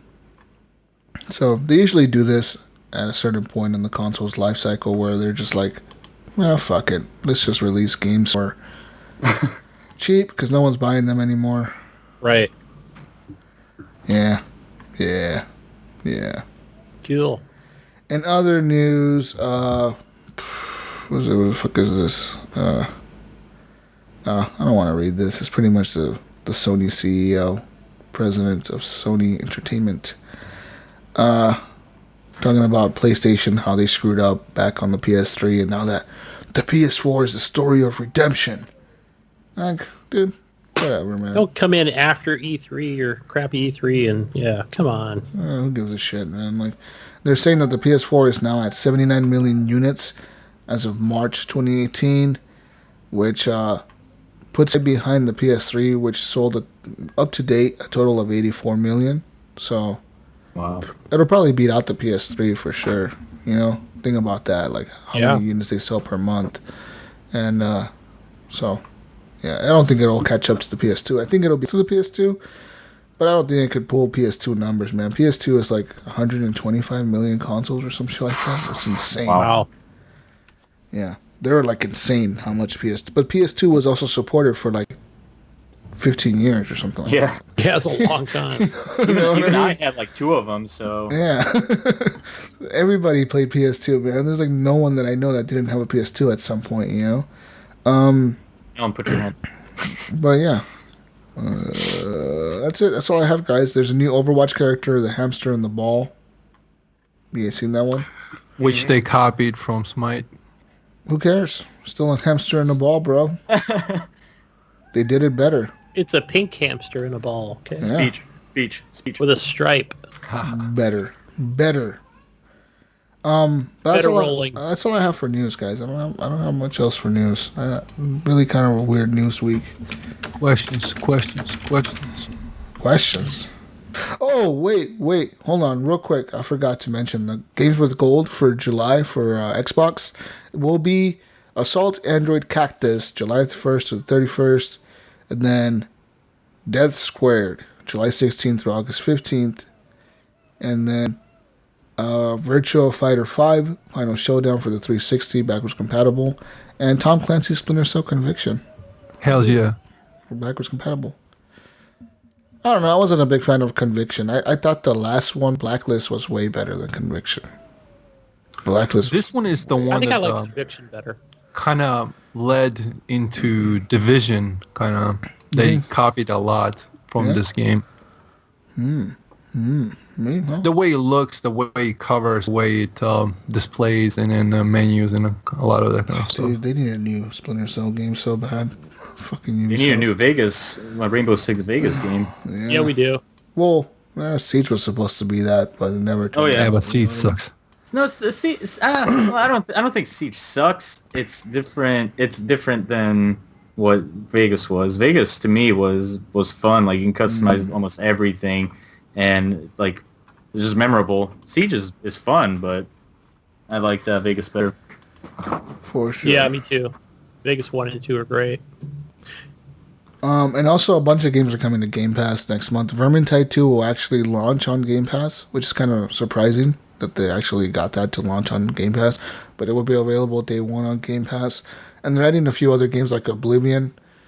Elder Scrolls Oblivion is going to be added to that. So if you want to play that. And that is Xbox One X Enhanced. If you have an Xbox One X, I think that one upscales to 4K, if I'm correct. Oh, wow.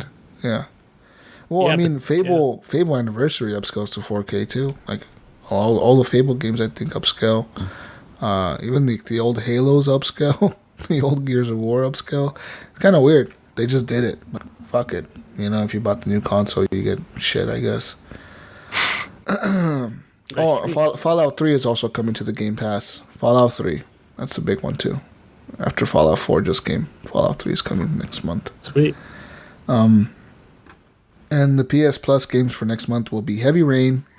And that's so shitty, dude, because so many people that I know bought the Detroit Become Human, like, digital deluxe edition because it came with Heavy Rain for $10 extra, right? You paid $80, or you paid $70 instead of the $60, and you got, like, a copy of Heavy Rain.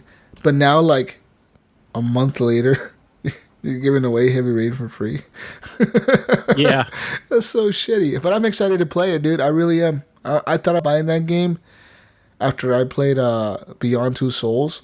And then I was like, should I buy it? And then I was like, no. And then when Detroit came out, I was like, should I buy it with Detroit? I was like, no. I'm glad I waited. Because now I get it for free. Fuck yeah. Fuck. Will you actually play it? Yeah, dude. Heavy Rain is a good game. If you never played Heavy Rain, it's fucking incredible. I love it. Jason. Jesus Christ, it's Jason Bourne. Jason. And then you get to do the quick time sex scene. Fuck yeah. Next game on the list is Absolver, coming to the PS Plus games next month. So that's it. A good game. That's all I have, Gunny. No, that's that fighter game. Yeah. Okay. That's all I have, Gunny. I'm done. Dun. Okay, question time from the community. If you have questions. First one is from Brian Tull Jr. He says, he asked, did you notice that if Ryan has a boy, it will have HGP in its initials? So wait, if I know that that he did put in the possible names for the boy, but now I don't remember what they are, since I don't have them in front of me. What would they be? Anybody? Anyway. All over my head, man. Yeah. Ryan's probably going, come on, Gunny. You know? Yeah, he's probably like, oh, what the fuck? Put it on Facebook. I'm trying to, like, find his post to, like, see what the fuck. I know he had two options, but I just totally forgot. Yeah. So wait, is he having a kid or? Yeah, his girlfriend's having a kid. Oh, nice. Congrats, man.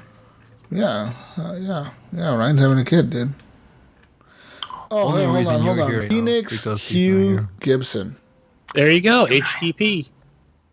It's PHG. But it's got the HGP in it. No. You're dyslexic. Does it count? I see what Ryan did there. I see what you did there. No, buddy. Ryan, you need to change it around, bro. HGP. Hugh Phoenix Gibson. And just call him Phoenix. Hildago Gordon. No, that's not going to work. Yeah. Oh, man. Paul. Anyway. Next question. Next one from Brian Tull Jr. He says, I bought the Ultimate Alliance 2 after the first one was so much fun and a good co-op game, but this game seems like they left all that behind and really dark looking. What game did you buy that you loved and then the next game was just shit all the way around? I thought 2 was... Maybe it was the first one I played on Xbox 360. And I think, was it the Ultimate Alliance 2 that they just ported it to Xbox One? Right, for the 360, if I remember that correctly? I didn't buy it, but yeah, I'm trying to think of any... I think one was that I did was KOTOR, Knights of the Old Republic. I played the first one. I was like, this is amazing. I got the second one. It was not as good as the first one, I would say. It was very dark. It was very, like, lifeless. Like, in the first game, you have, like, all these, like, aliens all around everywhere. In the second one, it's, like, very sparse. It's like, what happened here? Yeah. They rushed to this. What happened? Because it was out like a couple years after the first one, wasn't it? Yeah, I think so. It was different company too that did it, so maybe that's why. That's probably. Yeah. Games that I liked, I thought the second one was kind of shitty. I don't know, man. It's hard It's hard to come up with something like that. I know. I'm just trying to think back to, especially that was something that was back on the last consoles where, they followed up with it. Probably every single sports game. Well, yeah. Well, I was gonna say also, I know 2K took over a lot of. Like for example, the WWE, one of those wrestling games. I know that once they took over, the games completely changed from what they used to be from THQ. What changed about it? It's just the way the gameplay. They changed the gameplay. They made it so super simple and easy that kind of. Like everybody can pick up rather than like mastering it. Yeah, it used to be actually a difficult game to play. Now it's just, anybody can get it, and it just, I don't know, it just feels different. It feels just like it's like Jesus said, rush. They just forced the games to come out. They made it just like they made it into a sports game now. Just like every year, there's a new one, and they don't change much about it. It's a money machine, man. You know how much money they make off of FIFA every year? Ultimate Team, man. Ultimate Team? Yeah, man, they make billions of dollars on that every year. Just on that mode. Not even the game, just the mode. That's crazy. It's just stupid Dr. cards. Evil smiling. Yeah, their CEO is just like, stupid motherfuckers. Give them less chances to get the good player. Less chances. Here's an obvious one. Call of Duty. Yeah, totally. Fucking Call of Duty. Dude, the first like 4 ever Call of Duties made were amazing. And then after that, just like slowly started going downhill. Call of Duty 1, 2, and 3, the original World War II ones were really good. They had like really cool stories. They were always about like telling the story of like the Marines or these guys are like friends or whatever going through the war.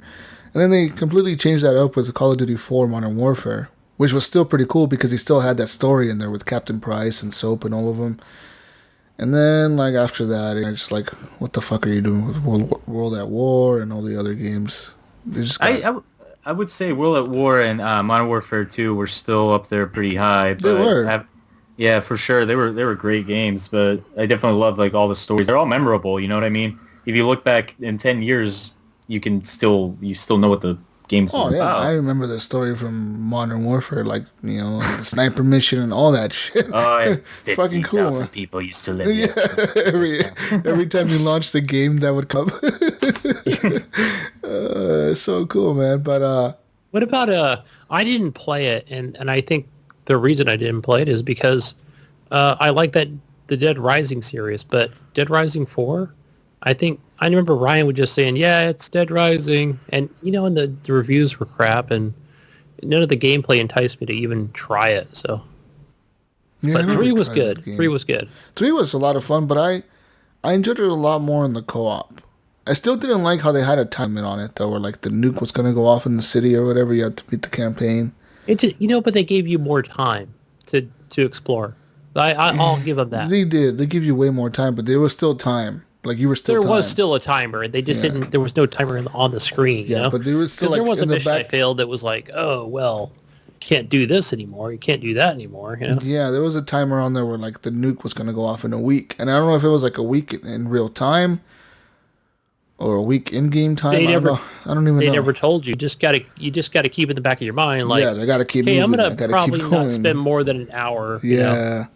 And that game was a lot of fun co-op. I played that game with Rob co-op all the way through. That show was fun. It was hella fun. Yeah, co-op was a lot of fun.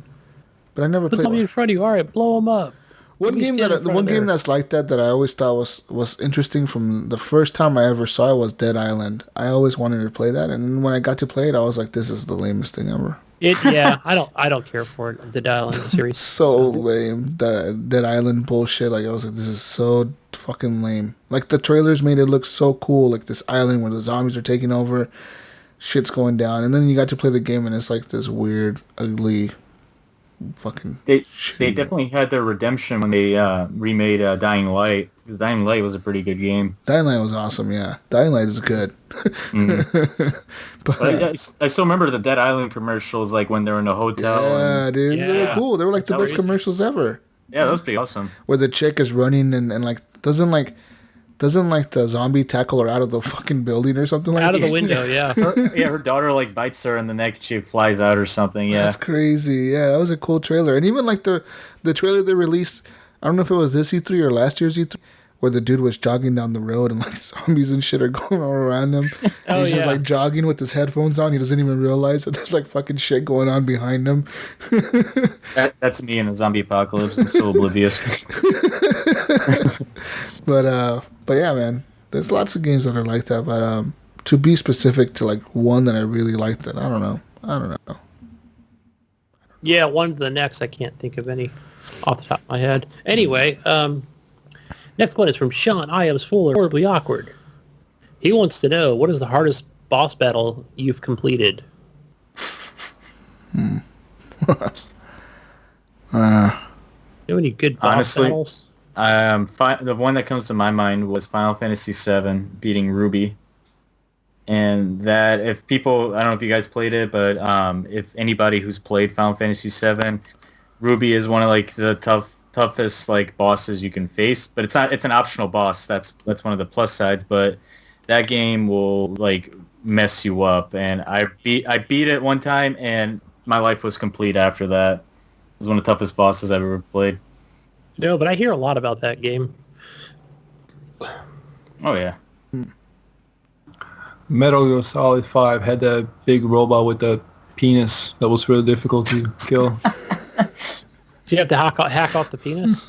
No, but you just gotta bomb it with a bunch of like, Anti-penis rocket bombs. launchers and stuff, and just make sure that he unloads all his weapons.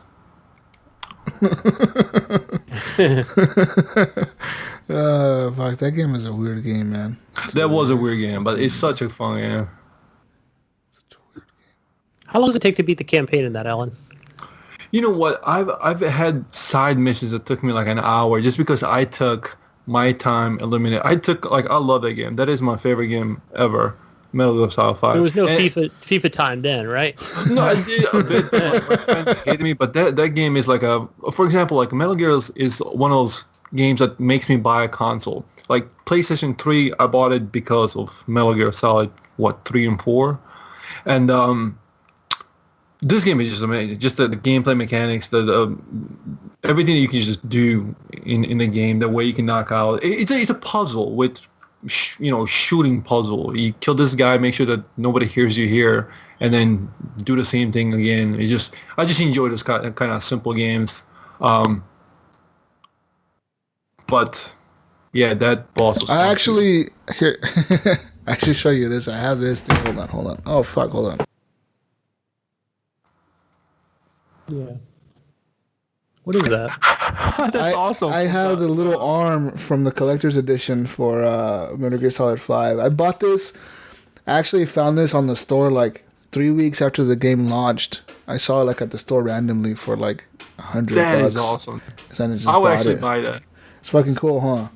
And I actually I have like the little box that it came in, and it came in like a movie that showed how they made the game. You know what? They actually use that arm for there's different arms you can get and upgrade, and it has different abilities. And there's one that actually kind of like teleports you to the character and kind of brings you over to him. It kind of makes it easier to like assassinate him or that kind of. sounds pretty cool. Kill him. Yeah, I mean, and you can actually. Each arm has a different ability. Each arm has a different looks, but mainly ability what you can, do. There's one that you can actually hit the floor and kind of gives you the sensor of where everyone like in that area is. But the game is pretty fun. It was a free game. I'm sure a lot of have it right now. Oh yeah, it was a free. Well, I don't know. Did we get it free on Xbox? Yeah, it was free with Xbox. And Ground Zeroes, the pre-DLC game, is actually on Game Pass. Yeah. So you can play that if you want to, and then go right into the game because it carries over, right? Like, yeah, and it's pretty cool. What's his name? Kojima. Yeah. Like he's actually in the game, so you gotta rescue him, like in a mission as well. He's in the game. Actually, I never got far into it. I got as to like the first Metal Gear, where like that, like all the ghost zombies come out and they start fucking chasing you and shit. I got to that point. And I had my helicopter coming in. The hospital part was creepy and so scary. It was trippy as fuck, dude. Yeah, with the dude with the fire killing everybody and shit. You were crawling around. That shit was weird. Oh, the funny thing is also in the game there's a water pistol too. that actually fights off that guy with the fire. It does. Spoiler alert, Ann. I mean, the game is just man. amazing. You gotta It give it a chance. sounds weird. I gotta give it a chance. Actually. Yeah, that sounds crazy. It sounds funner than The Witcher. Yeah. You know what? That How was many my water game of the pistols are year. in The Witcher, huh? Those are fighting words of Jesus. Oh man. But yeah, next Anyway, question. yeah. I don't have Actually, any- no. I have one thing that I battles. beat that I know I've beaten, and I'm pretty proud of being able to beat it because I don't think I'll ever be able to do it again. Is that mission at the end of Modern Warfare, the plane mission, the end of the credits?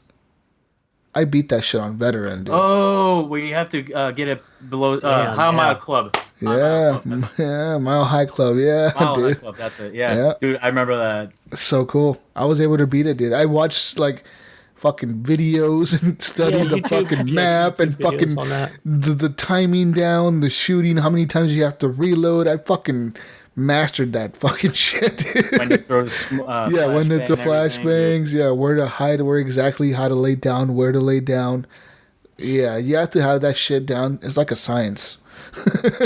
And then, but once you do it, like, you do it, and then it's like, oh fuck. Nowadays, I could never do it though. Could never. I did life is that. complete. Yeah, I did that back in 2007 when the game first came out. But nowadays, I couldn't. I wouldn't be able to do it, man. Like on the remastered version of the game, there's no way. I'm too slow for that shit. Yeah. Yeah, fuck that. Anyway, our last question comes in from Azaria Banyash. Banyasharahala. Is that? Yeah, sure. Can you say it, Alan, for me, please? Whoa! Why would I? Whoa, I don't know. Whoa, what kind You're of the racist token shit? brown guy here. I'll just call him Yash. I mean, Because I I can't- would if I just knew what. I'm not on the Facebook, so I can't read the questions.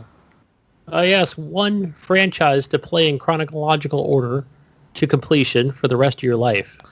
Then over again if you achieve the task. Tomb Raider. Isn't there there's 16 games Tomb Raider. in the Tomb Raider franchise?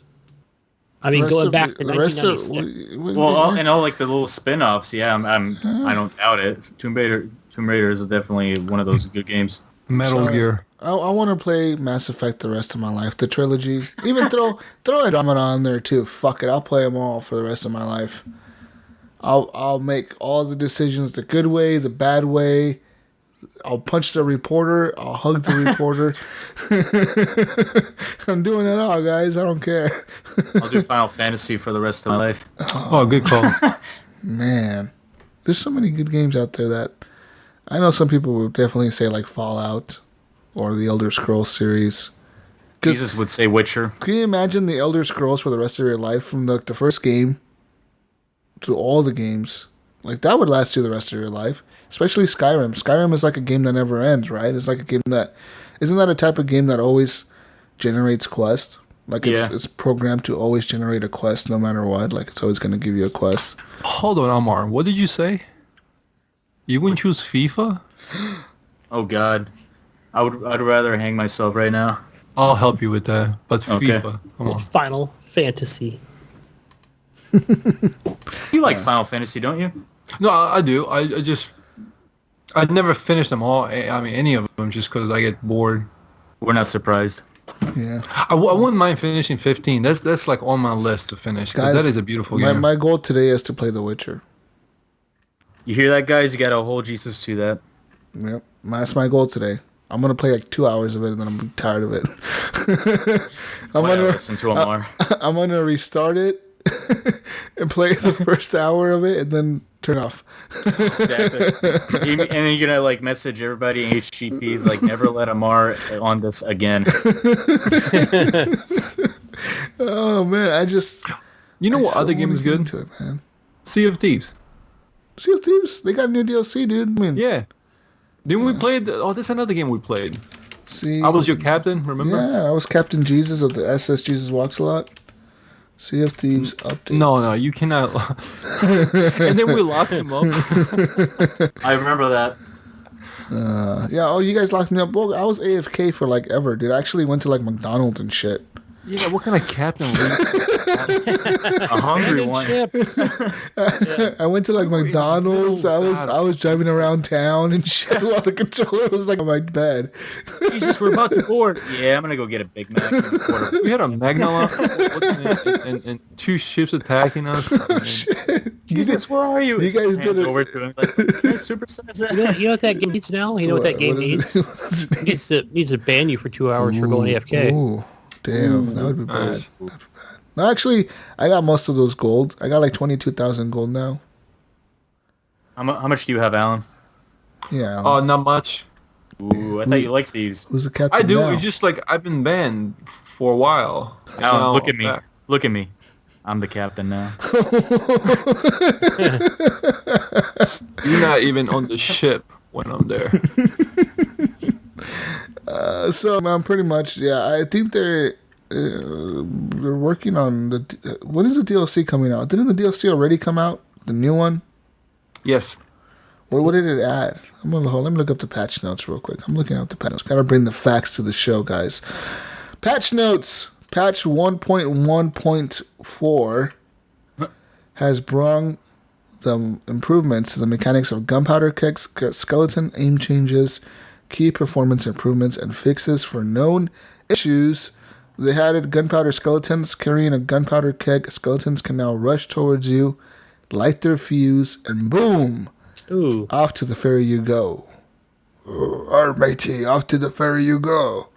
The bilge rats are challenging all brave pirates to defeat them in various ways. Some less conventional than others. Keep an ear perked for a burning fuse and a finger on the trigger. Good luck. Explosive force. When detonated, gunpowder kegs now have the force to rock and push ships. Yeah, and also destroy them, Alan. That will not happen.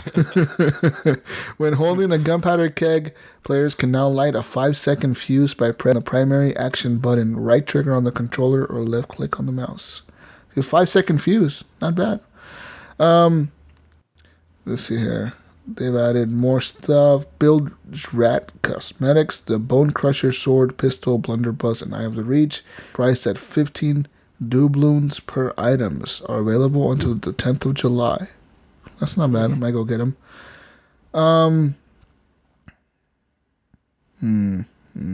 Letters of recommendation now grant a full level in the chosen trading company. Opting to spend your hard-earned doubloons on reputation with the trading companies. This just got better. And legendary commendations to earn 50 additional doubloons.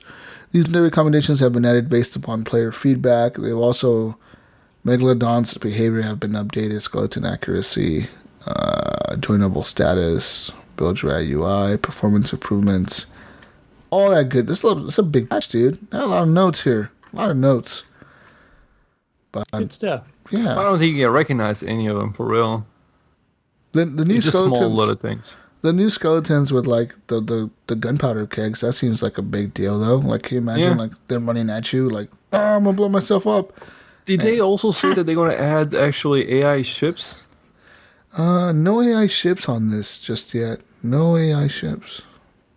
No, That would be kind of cool. I'm looking at the patch notes. There's nothing here for that. They just a Gunny, bunch do of you have CFDs? fixes. He does. Yeah, I do have it. Game Pass. Why don't we play, man? We played last week quite a bit, didn't we? Yeah, we had fun last time we were playing. We played like Yeah. 5 hours of that shit last week. But you know what, guys? It's Saturday. Let's get together tonight. Let's game. Let's do something. Let's game. Let's do it. Community game night. I'm really serious. Gunny, you never get on. You never get on. But I'll be on. Community game night. I'll be on What do you guys want to play? FIFA. Wildlife. Paladins. I'm out. I'm out. How? Not Sea of Thieves. Halo 5. There you Witcher go. 3. Yeah, Halo 5. Community game night Didn't we tonight. Didn't we say Saturday community? Yeah, we Halo did. 5?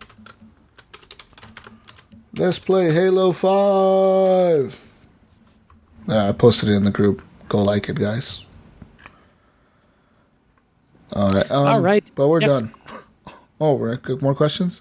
Yeah, I thought we were done, but John Jerome asks, do you guys think Microsoft can make a console that can scale performance the way that PCs can? It would solve the console generation sequence. Consoles would be able to take the same game software and just adapt it to the hardware you have. So basically a PC? Yeah, but console version. I guess. I mean, I don't understand. Like, personally, I don't understand why consoles don't do that to begin with. I think they will. I think they will. Well, they just don't have the customization, right? It's the whole point for the console, right? To keep it locked at whatever it is. To run on your TV. Yeah, but I mean, you can. I mean, the Xbox One, Xbox One S, Xbox One X is kind of like that, but instead of upgrading, you're buying the one. Yeah, I don't know. I don't think Microsoft will, or at least not anytime soon, because they had the chance to do it with the Scorpio, right? To kind of do that, and I think they just dropped the ball, in my personal opinion. What was the question? Someone's paying fucking attention. Jesus. You think Microsoft can make a console that can scale performance the way that PCs can? I mean, we now have the 4K. Xbox, Sony. I mean, as far as performance, I don't know about that. Because performances on the PC are, hey, what's in my budget? Do I have, $1,000 or, $3,000 to, put into more memory, into my PC? Okay, so with PC gaming, does it affect you if somebody has a better computer and a better running? I was listening to a show and I was told no. Yeah, I understand it. I don't know. It's like a thin line, because if you have less input lag, faster frame rate, if you play shooting games, you might have like the edge right there. You know what I mean? But if it all comes to personal people, if you give that advantage to a kid that's never played PC versus a crappier computer to some guy who's a veteran, But that's any game. Yeah, exactly. That's what I mean. Take that for what you will. So do games lock in, hey, this is what's the most you guys can use, and even though if you have more, you're stuck with less to make it equal? What do you mean? As far as, frame rates and stuff? Or just I mean, it would be, I would hate to play a PC game and I have a shitty-ass, computer versus someone that has what do you guys have? And then get my ass whooped just because. Well, here's the thing. You can always go into options and lower graphics. You can set your frame rate to whatever you want. So you can essentially do whatever to kind of help limit whatever your PC can do. So you can get a mid-tier graphics card and buy a really high-end game, and you can lower the graphics so it'll still run no problem. Okay, so what was the original question again? If Microsoft can make a console that can scale performance the same way the PC can. Isn't the X the solution to this? I mean, it's, as far as getting it up to 4K, which PCs can do if you have that display monitor. But I mean, I kind of took that as... What else can Xbox do? Memory. That's the way I look at it. And the fact that, hey, can I unlock frame rates or, yeah. Memory, things like that. PC, you can always add more graphics cards. You can overclock it if you wanted to, whereas on Xbox I don't know if you really can or can't. I don't think there's a turbo mode on console. Yeah, or I know if you do that, it'll void the warranty and stuff like that. But I don't know if there's a way you can just. But is it needed? I mean, if it's good and fair for everyone, what's besides that? Is there anything else that you can do on PC that you can't do on your Xbox besides just play Steam games? Okay, what is that? Well, I mean, okay, but that's just I mean, you're just essentially playing the same games, really. There's just, there are some exclusives on Steam, and they're So there's no real just like difference there from are on it any other and console. Xbox and PlayStation. I'm sorry? Yeah.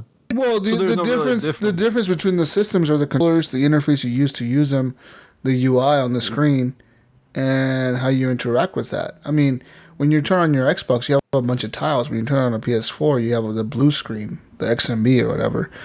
And then on PC, it's different because you can launch the Ubisoft, the Uplay shit launcher, or the Blizzard launcher, or the Steam launcher, and play different games like that. Right. So what was the answer to this question for you guys? Well, I mean, because I just kind of look at it like I got the question, I guess, but I just don't know what's... Like, The answer is them side by side? I think consoles eventually will reach a point where yes, you can upgrade them, but at the same time, we won't need to ever.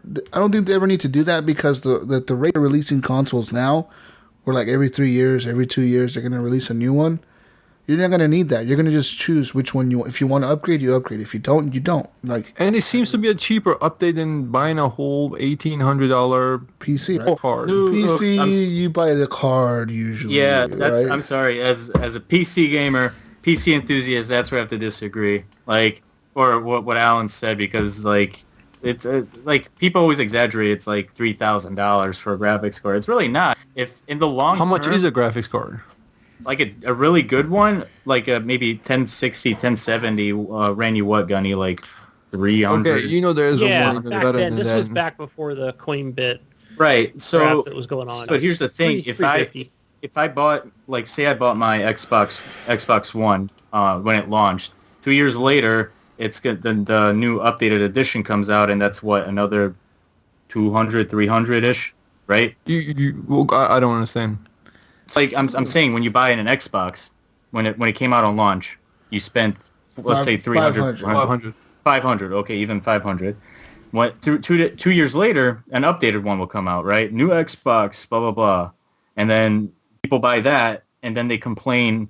Those same people will complain like, oh, PC is too expensive and stuff. But yeah, you spent like another $500, $400 on the same console when you can take that money, build a PC, and you can do whatever you want on the PC. Yeah, but it's the same thing. Like 2 years or 3 years, you have to spend $1,800 to update the graphics card. Or buy a new, or buy a new monitor, or upgrade your memory. Depends on what you want to do and what you want out of that PC, right? No, I'm saying like, you don't have to update your Xbox. I still have it just works. An original. It works.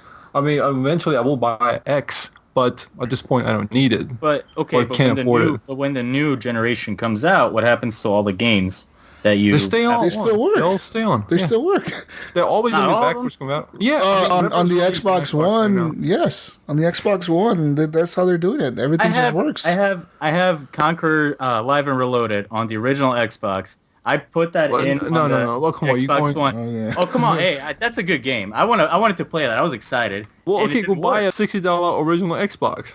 I can just do an emulator on the PC and call it a day. No, I got you. I just like, to me, like, that's... No, that's fair. I still That's forgot totally the question. What was the question again? But hey, to kind of answer John's question, because he's talking about the same game software for both PC and consoles, to solve that.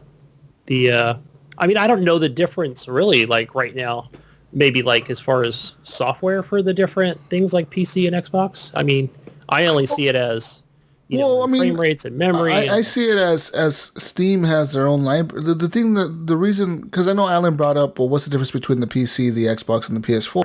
Well, the exclusives. The PS4 has the single-player big exclusives like The Last of Us, Spider-Man, Horizon, God of War, Detroit Become Human, Death Stranding, all those games, right?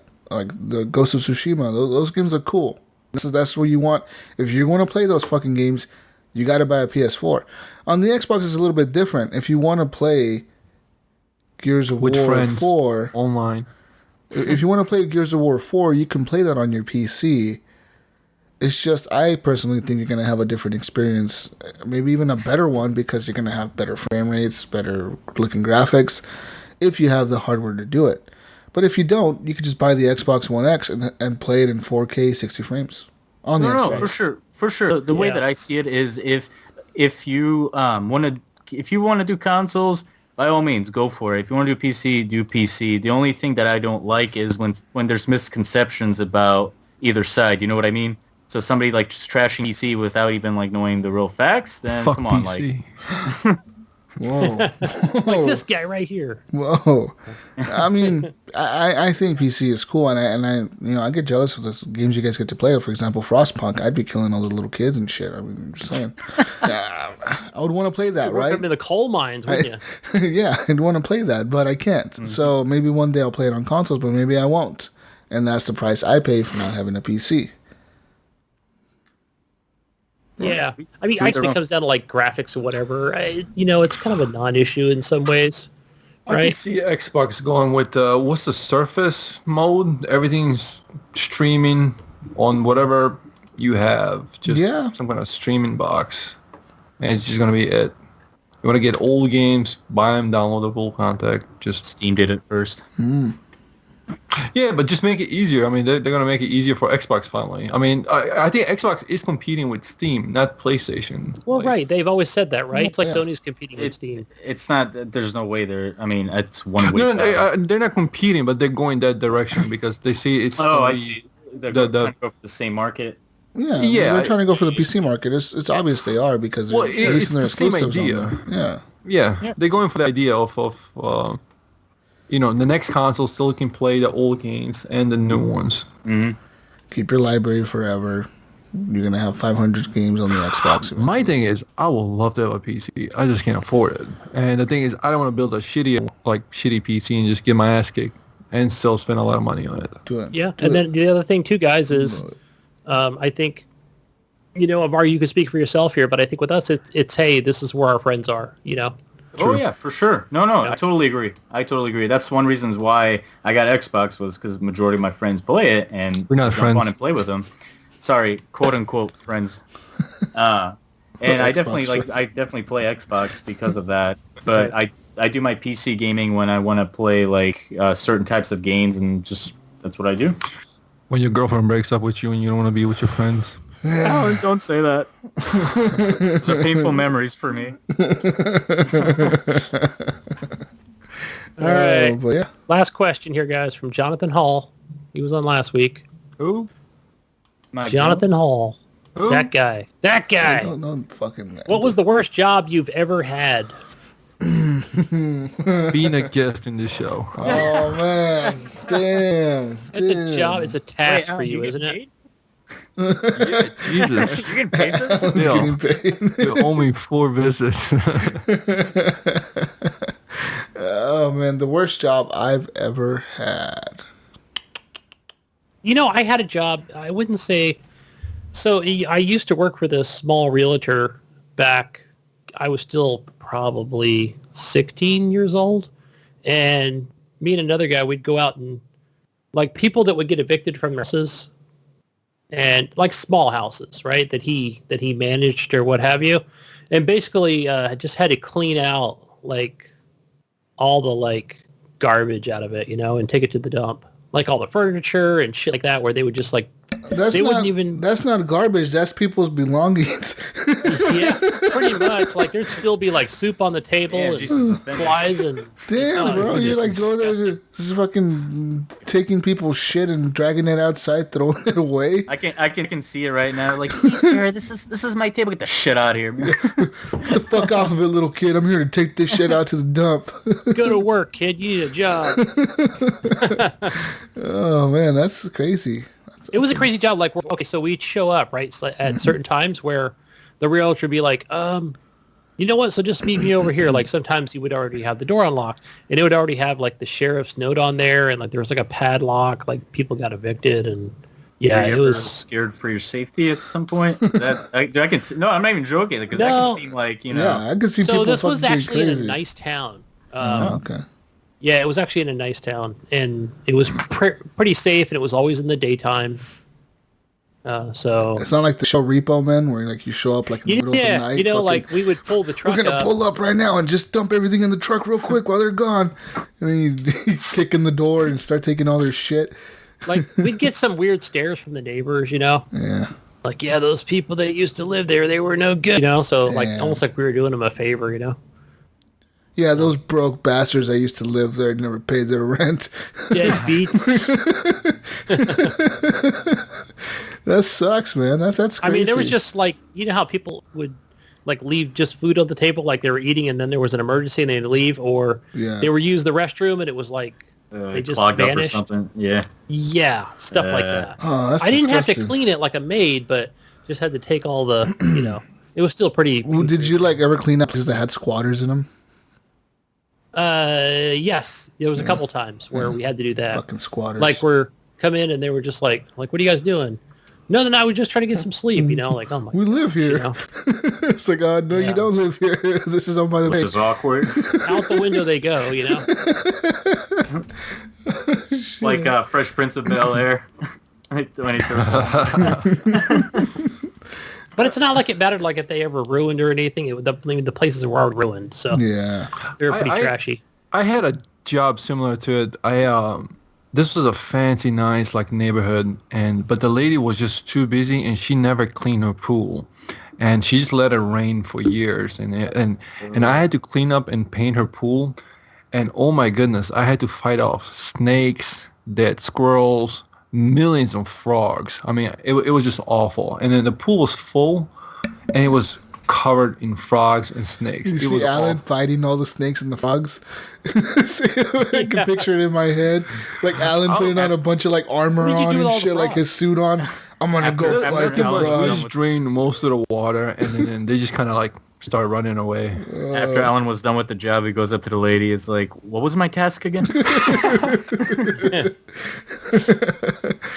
My memory's awful. Damn. I mean, I've had a lot. I have quite a few different jobs. I mean, I don't know what the worst one would be. I don't really have a worst one. I was a janitor one time at a big factory. Like I was the janitor, and that What was the wasn't- worst toilet That you ever wasn't too cleaned? bad. No, I didn't clean the toilets. Actually, the females got to clean the toilets. The men, we had to sweep the shop floor and like fucking vacuum the offices and do all that bullshit. It was kind of Quality, shitty. man. Yeah, it was kind of shitty. But Yeah, it was a job. It was like a high school job, so I didn't care. Same here. that's my job right now. Yeah. Probably the worst job that I had was being a manager, and everybody's gonna make fun of me for it, but I was a manager at Abercrombie and Hollister for about a year. That sounds You're one of those guys. I was one of those guys. Funny thing was, before all of that, I was an emo kid, so I had like the Really? hair and everything, and then turns up I end up working at Fucking Abercrombie and yeah, Fitch. exactly. Dude, that Like was- the complete opposite of their style. Yeah, it was. Yeah, they're looking at me like, "What are you doing?" No. Do you still have it those was- pictures of yourself on Facebook? I do. If you go to my Delete Facebook- them. Why are you still Delete them. hide the evidence, man? That was awful. I'm so proud of that, man. I had beautiful hair. Why? Cause, dude, girls would like see that. They'd be like, "Can I play with your hair?" I'd be like, "Yeah, man." I remember those days. Yeah, fuck yeah. I know what you're talking about. Oh yeah. Play oh with yeah. that. Play with that emo hair. Like mid 2000s for sure. Yep. Avenged Sevenfold and all that stuff. But that job was horrible. I had to manage kids, and like the way they ran their business was The just like. worst. So for the listeners and even me, that name sounds familiar. What kind of place is that? The Amber Croft? Oh, Abercrombie and Fitch and Hollister. It's a clothing Yeah, store. it's a That's So clothing. it. like Okay. At the like mall. the preppy stuff that kids wear with the little bird, and then it's all over the price. Oh yeah. Little bird. That's badass, though. It's badass. I know my boss right now. Actually, he used to be one of the managers for. I think it was one of those actually, Abercrombie and Fitch down in Arizona. Then he moved up here. He said, "Fuck that, dude." He's like, Yeah. I had to deal with some shit. He says he had to deal with shoplifters, people stealing shit all the time. Dude, it was horrible, especially during like Christmas time. I Yeah. had to like go in at like 3 a.m, and like you couldn't take off. And I remember having the flu. Like I was sick to my stomach, and I couldn't take off, and it was just I hate The it. worst. That is the worst, man. I gotta say, the coolest job I ever had though was working at a Popeye's chicken. That shit was fucking course. cool, man. That shit What was like. good about it? Like just free biscuits and chicken all the time. Think about Now I'm this: hungry. free biscuits, free food all the time, weed all the time, alcohol mixtapes. all the time. Go back. How? It wasn't even busy all the time, so we pretty much like it was getting paid to hang out with friends at work. That's cool. And I was Go in back. high school, dude. It was so Did you fucking say- cool. weed and alcohol? All the time. All the fucking time. People would just pull up to the parking lot. Yo, you want to smoke a blunt? Oh, let's smoke real quick. Boom, boom. Everybody be outside hanging out, smoking. And then... No wonder I sat at the drive-thru for so freaking long. No, bullshit. Dude, no. Listen, Hello? okay, listen. When orders came through and people ordered chicken, a lot of the times people are always picky about their food. I've worked at fast food restaurants. People are always fucking dicks. Like they think they're like the lord of the fucking food when they order food for like $5. I want my shit fresh and I want it like in a minute. It's like, dude, you want your shit fresh? You need to wait, motherfucker. It's Anyways. like, can I get a cheeseburger without the cheese? It's Yeah, like, what? fucking idiots. Can I look like the look Trust in me, the I've had people tell me that Extra shit pickle, before too. extra pickle, no bun. Yeah, Can you remember that? Can you wrap that in lettuce? Screen? I need to wrap that in lettuce. I don't like bread. Yeah, I'm just gonna step out and smoke a blunt real quick. Anyways, we had people that would order chicken, but they would want it fresh. So we drop it, and the chicken is like fucking chicken. It's floured and battered and everything. So like it takes like 13, 14 minutes to cook. So 13 minutes to chill, man. Boom, son. Be smoking in the fucking freezer and shit. We had like big freezers in there. Be smoking it up. We could be fucking all high out of our minds. I remember one time my boss was so drunk, he told me to take drive-thru orders because he didn't want to. He was like, Jesus. What's the name of this location? So I'll never go. The location closed down because we didn't have the cells. Like I said, we were always dead, right? So we didn't really have a lot of cells. But they had a lease. They leased the building because you know when restaurants and shit lease buildings, they lease them for like 5 years, 10 years, 20 years or whatever. The lease was for an like option to get out. Yeah. Yeah, the lease was for like 10 years with an option to get out at 5 years if they paid so much money. So they were just waiting for the 5 years to come up. But dude, that was the funnest job I ever had, man. I'm telling you, I would never ever have in my life an easier job than working at a fucking Popeyes fried chicken and biscuits. Oh man, that shit was fun. It was just fun. And then like it was funny because right in front of our store, like across the way, there was like a little median with like trees and shit. That was the drive-thru for Taco Bell, and those motherfuckers were constantly busy. Their line was full. Like 90% of the time we were outside, they would always be like, "What are you doing?" "Oh, we're chilling." Be like, "You fucking lucky bastards! We're over here working." We're like, "Oh, sorry, dude." You know, like no one. We're over wants here. chicken. We're all drunk and stoned over here, bro. man. Playing music and shit. But I've had some weird things happen to me at the restaurant, and people be racist towards me and racist towards other people in the store. I've almost had a homeless man fight a Hispanic teenager in my store once because I was at the cash register and the homeless dude walked in, and the white guy, he was a homeless guy, started saying racist stuff to the kid. And oh man, I had to kick him out. That was kind of messed up. I had a lady tell me once to speak American. Oh yeah, you told me that one.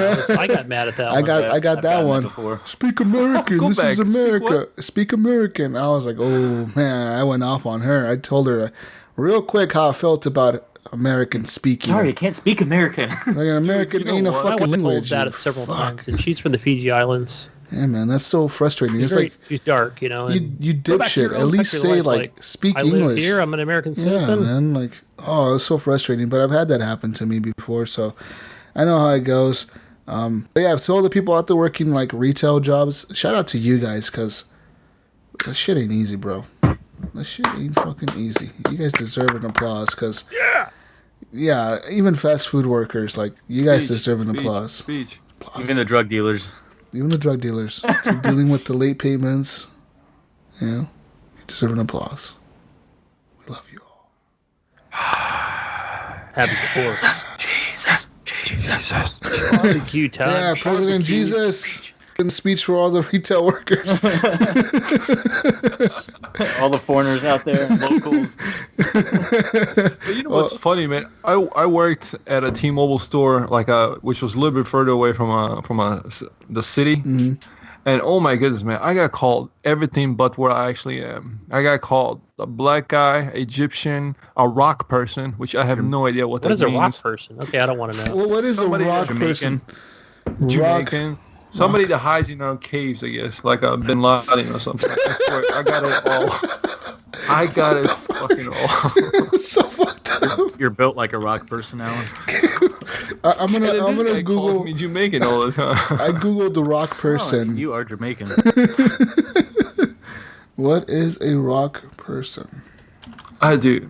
That's our question for you guys. What is a rock person? To all the listeners out there, I I'm want thinking you like to... a Neanderthal, or maybe, or I don't know. It's I don't know. This guy came in looking caveman.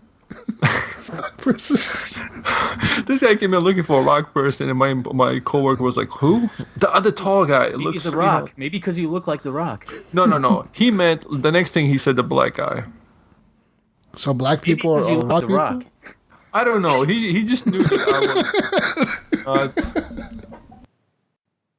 I wish I looked like rock. Oh, I just my knew. God. Hey, Dwayne. Oh, listen to this. Rock on the Urban Dictionary is a great compliment. It means that you are someone that they can really confide in, open up to, rely on. You support them when they fall. That person holds them together no matter what, Alan. See, and you were like thinking it was an insult, but the whole time the dude was like, "You're my rock, Alan." Yeah. That's what he meant to say. What do you mean? I don't understand. You're my rock, man. I don't like talking shit. I don't get it. No, he was. My salvation, you're my rock. Yeah, see, good stuff, positive stuff. Go back. What? Like, what? You're my rock, Alan. That's what he meant to say. You just misheard him. You have a bad memory, dude. Yeah, but everything else after what he said, He's got a man crush on you. I fucked up his plan and everything. Legend says he still comes into that T-Mobile and asks for Alan. He's still looking for his rock. Still Where's to my this rock, day. Alan? It's now a Dairy Queen, and he still He still goes in with his cell I phone. need my rock. They're like, "What the fuck? Where's the rock person? The fucking rock guy is here again, guys." Oh man. Anyways. Yeah, that's it, guys. That's all I have. By the way, Burger King needs to get their shit together in my town. That shit sucks, dude. It's We like, got one, and nobody eats there. dude, Because it's we the have so much other it's the stuff. worst running restaurant I've ever seen in my life, dude. Like the worst run. Like they don't know how to run a restaurant. We ran Popeyes better drunk and high than these guys can run Burger King sober. This is what I'm thinking. Like they cannot run that Burger King in this town. It is horrible. It's like the turn rate is like insane. I don't get it, man. It's just a rant. It's just a rant. That's all, guys. No, this is not even video game related anymore. Fuck. Our video game talk is over. We're now talking about The Rock. What happened to the show, guys? What's going on right now? Let's keep talking. What happened to the fucking show? Hey, happy 4th to everybody out there that's celebrating with their friends and family and barbecues. I hope you're listening to this on the 4th. America, fuck yeah. Dun, dun, dun, dun, dun, dun, dun. Yeah. If you listen Happy to this show, Independence Day. you're patriotic as fuck. Just know that. Even if you're British, you're still patriotic as fuck. Look, The hell you say, Mike? all I gotta say is I'm from Bosnia. I'm an American citizen. If aliens ever invaded us, I will fly my airplane straight into the mothership That's for you right. guys. That's right. Fuck yeah. For- Fuck yeah, America. With the motherland. We're gonna nuke the fuck out of the Yes. aliens. That's because that's For the the answer motherland. to all the problems. You cannot defeat them. Nuke them. Yeah, basically. Pretty much. That's what we So learned. basically, Movies You taught us say. that. But that being said, guys, we're done. I'm done. No more rants. Gunny. Stop your ranting. I'm done. Horrible Gamers Podcast 212. Is in Join the our books. Facebook group. Join our Facebook group. Join our Discord. Leave us a review. Define what "You're My Rock" means. For Alan. And also play The Witcher 3. I'll try to play The Witcher 3. I mean, it might be good. Might not If be. you beat it, play it again. If you beat it, play it again. Oh, man. Our news guy has beat it. Has he? Oh, yeah, he's put over 300-400 hours into Fuck, dude. it. Andrew, correct me on that. Yes. Yeah. Fuck. That's crazy. Okay. Well, I'm Use my Jesus. rock. I'm okay. Let's get out of here, Jesus. I'm Jesus Walks a Lot. I'll be on Xbox Live, Jesus Walks a Lot on PlayStation Network. That's it. Play some games, people. Let's play some games. Let's play some Halo 5 tonight. Hopefully, if you're listening to this later, then we played Halo 5 on Saturday night. GunnyChief, where can we find you? Xbox Live, Steam, Switchy thing. Alan, where do we find you? Oh, Alen Maybe on Xbox. No, not Xbox. Place. Wow. I'm playing FIFA right now. I'm sorry. What's the question? Could you stop playing FIFA and just say, what is your gamer tag, pal? I am on Xbox, CFC Leo 10, and Alen Maybe on Facebook. You can find me. And come join us. Actually, play some of the Halo with us tonight. Anyone? You can find me, Amar, on Steam at Buchko Partisan, or Xbox at Mr. Bosnia with 2 S's. Oh, shit. I'm supposed to I unmute. think I have you on Steam. Yeah, you do. Yeah, you're on there. Yep. Yeah. Fuck yeah. Anyways. Peace out, Brussels sprouts. See you on the next edition of the Horrible Gamers podcast. Maybe Ryan will be back next week. Who knows? Give 8777 is his gamer tag. Go at him. I'm done. Whoop whoop. Done. We're done. Bye. Bye. Goodbye. Goodbye, people. My rock. This is still being recorded. This is kind of weird. But okay. Nah. Alright, guys. Bye. We're out of here. Bye. Yeah, See ya. Back in the day when everything was easy, so easy. We used to hang around the fire all night, oh yeah. Back in the day when all we needed was sunshine, and the future bright as a clear blue sky, bright as it could be.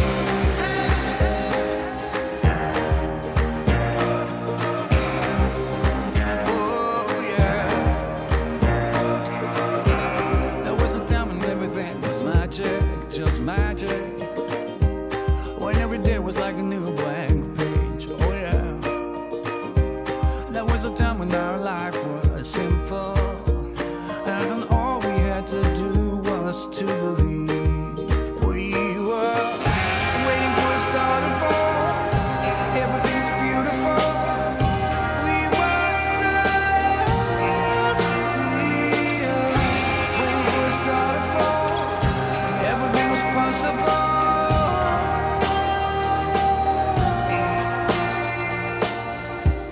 Back in the day when everything was forever, forever. Couldn't imagine that the summer would ever end. Still feel your skin upon my skin in the sunshine, with the wind blowing softly through my hair, through my hair.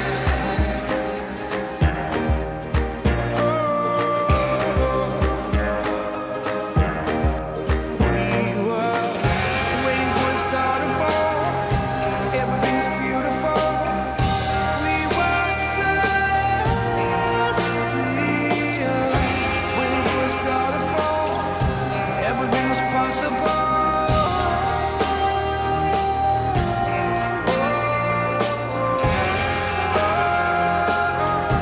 Everything was beautiful, and we're celestial.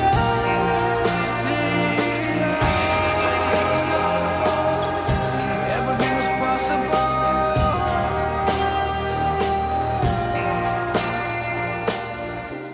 Back in the day when everything was easy, so easy. We used to hang around the fire all night, oh yeah. Back in the day when all we needed was sunshine, and the future bright as a clear blue sky.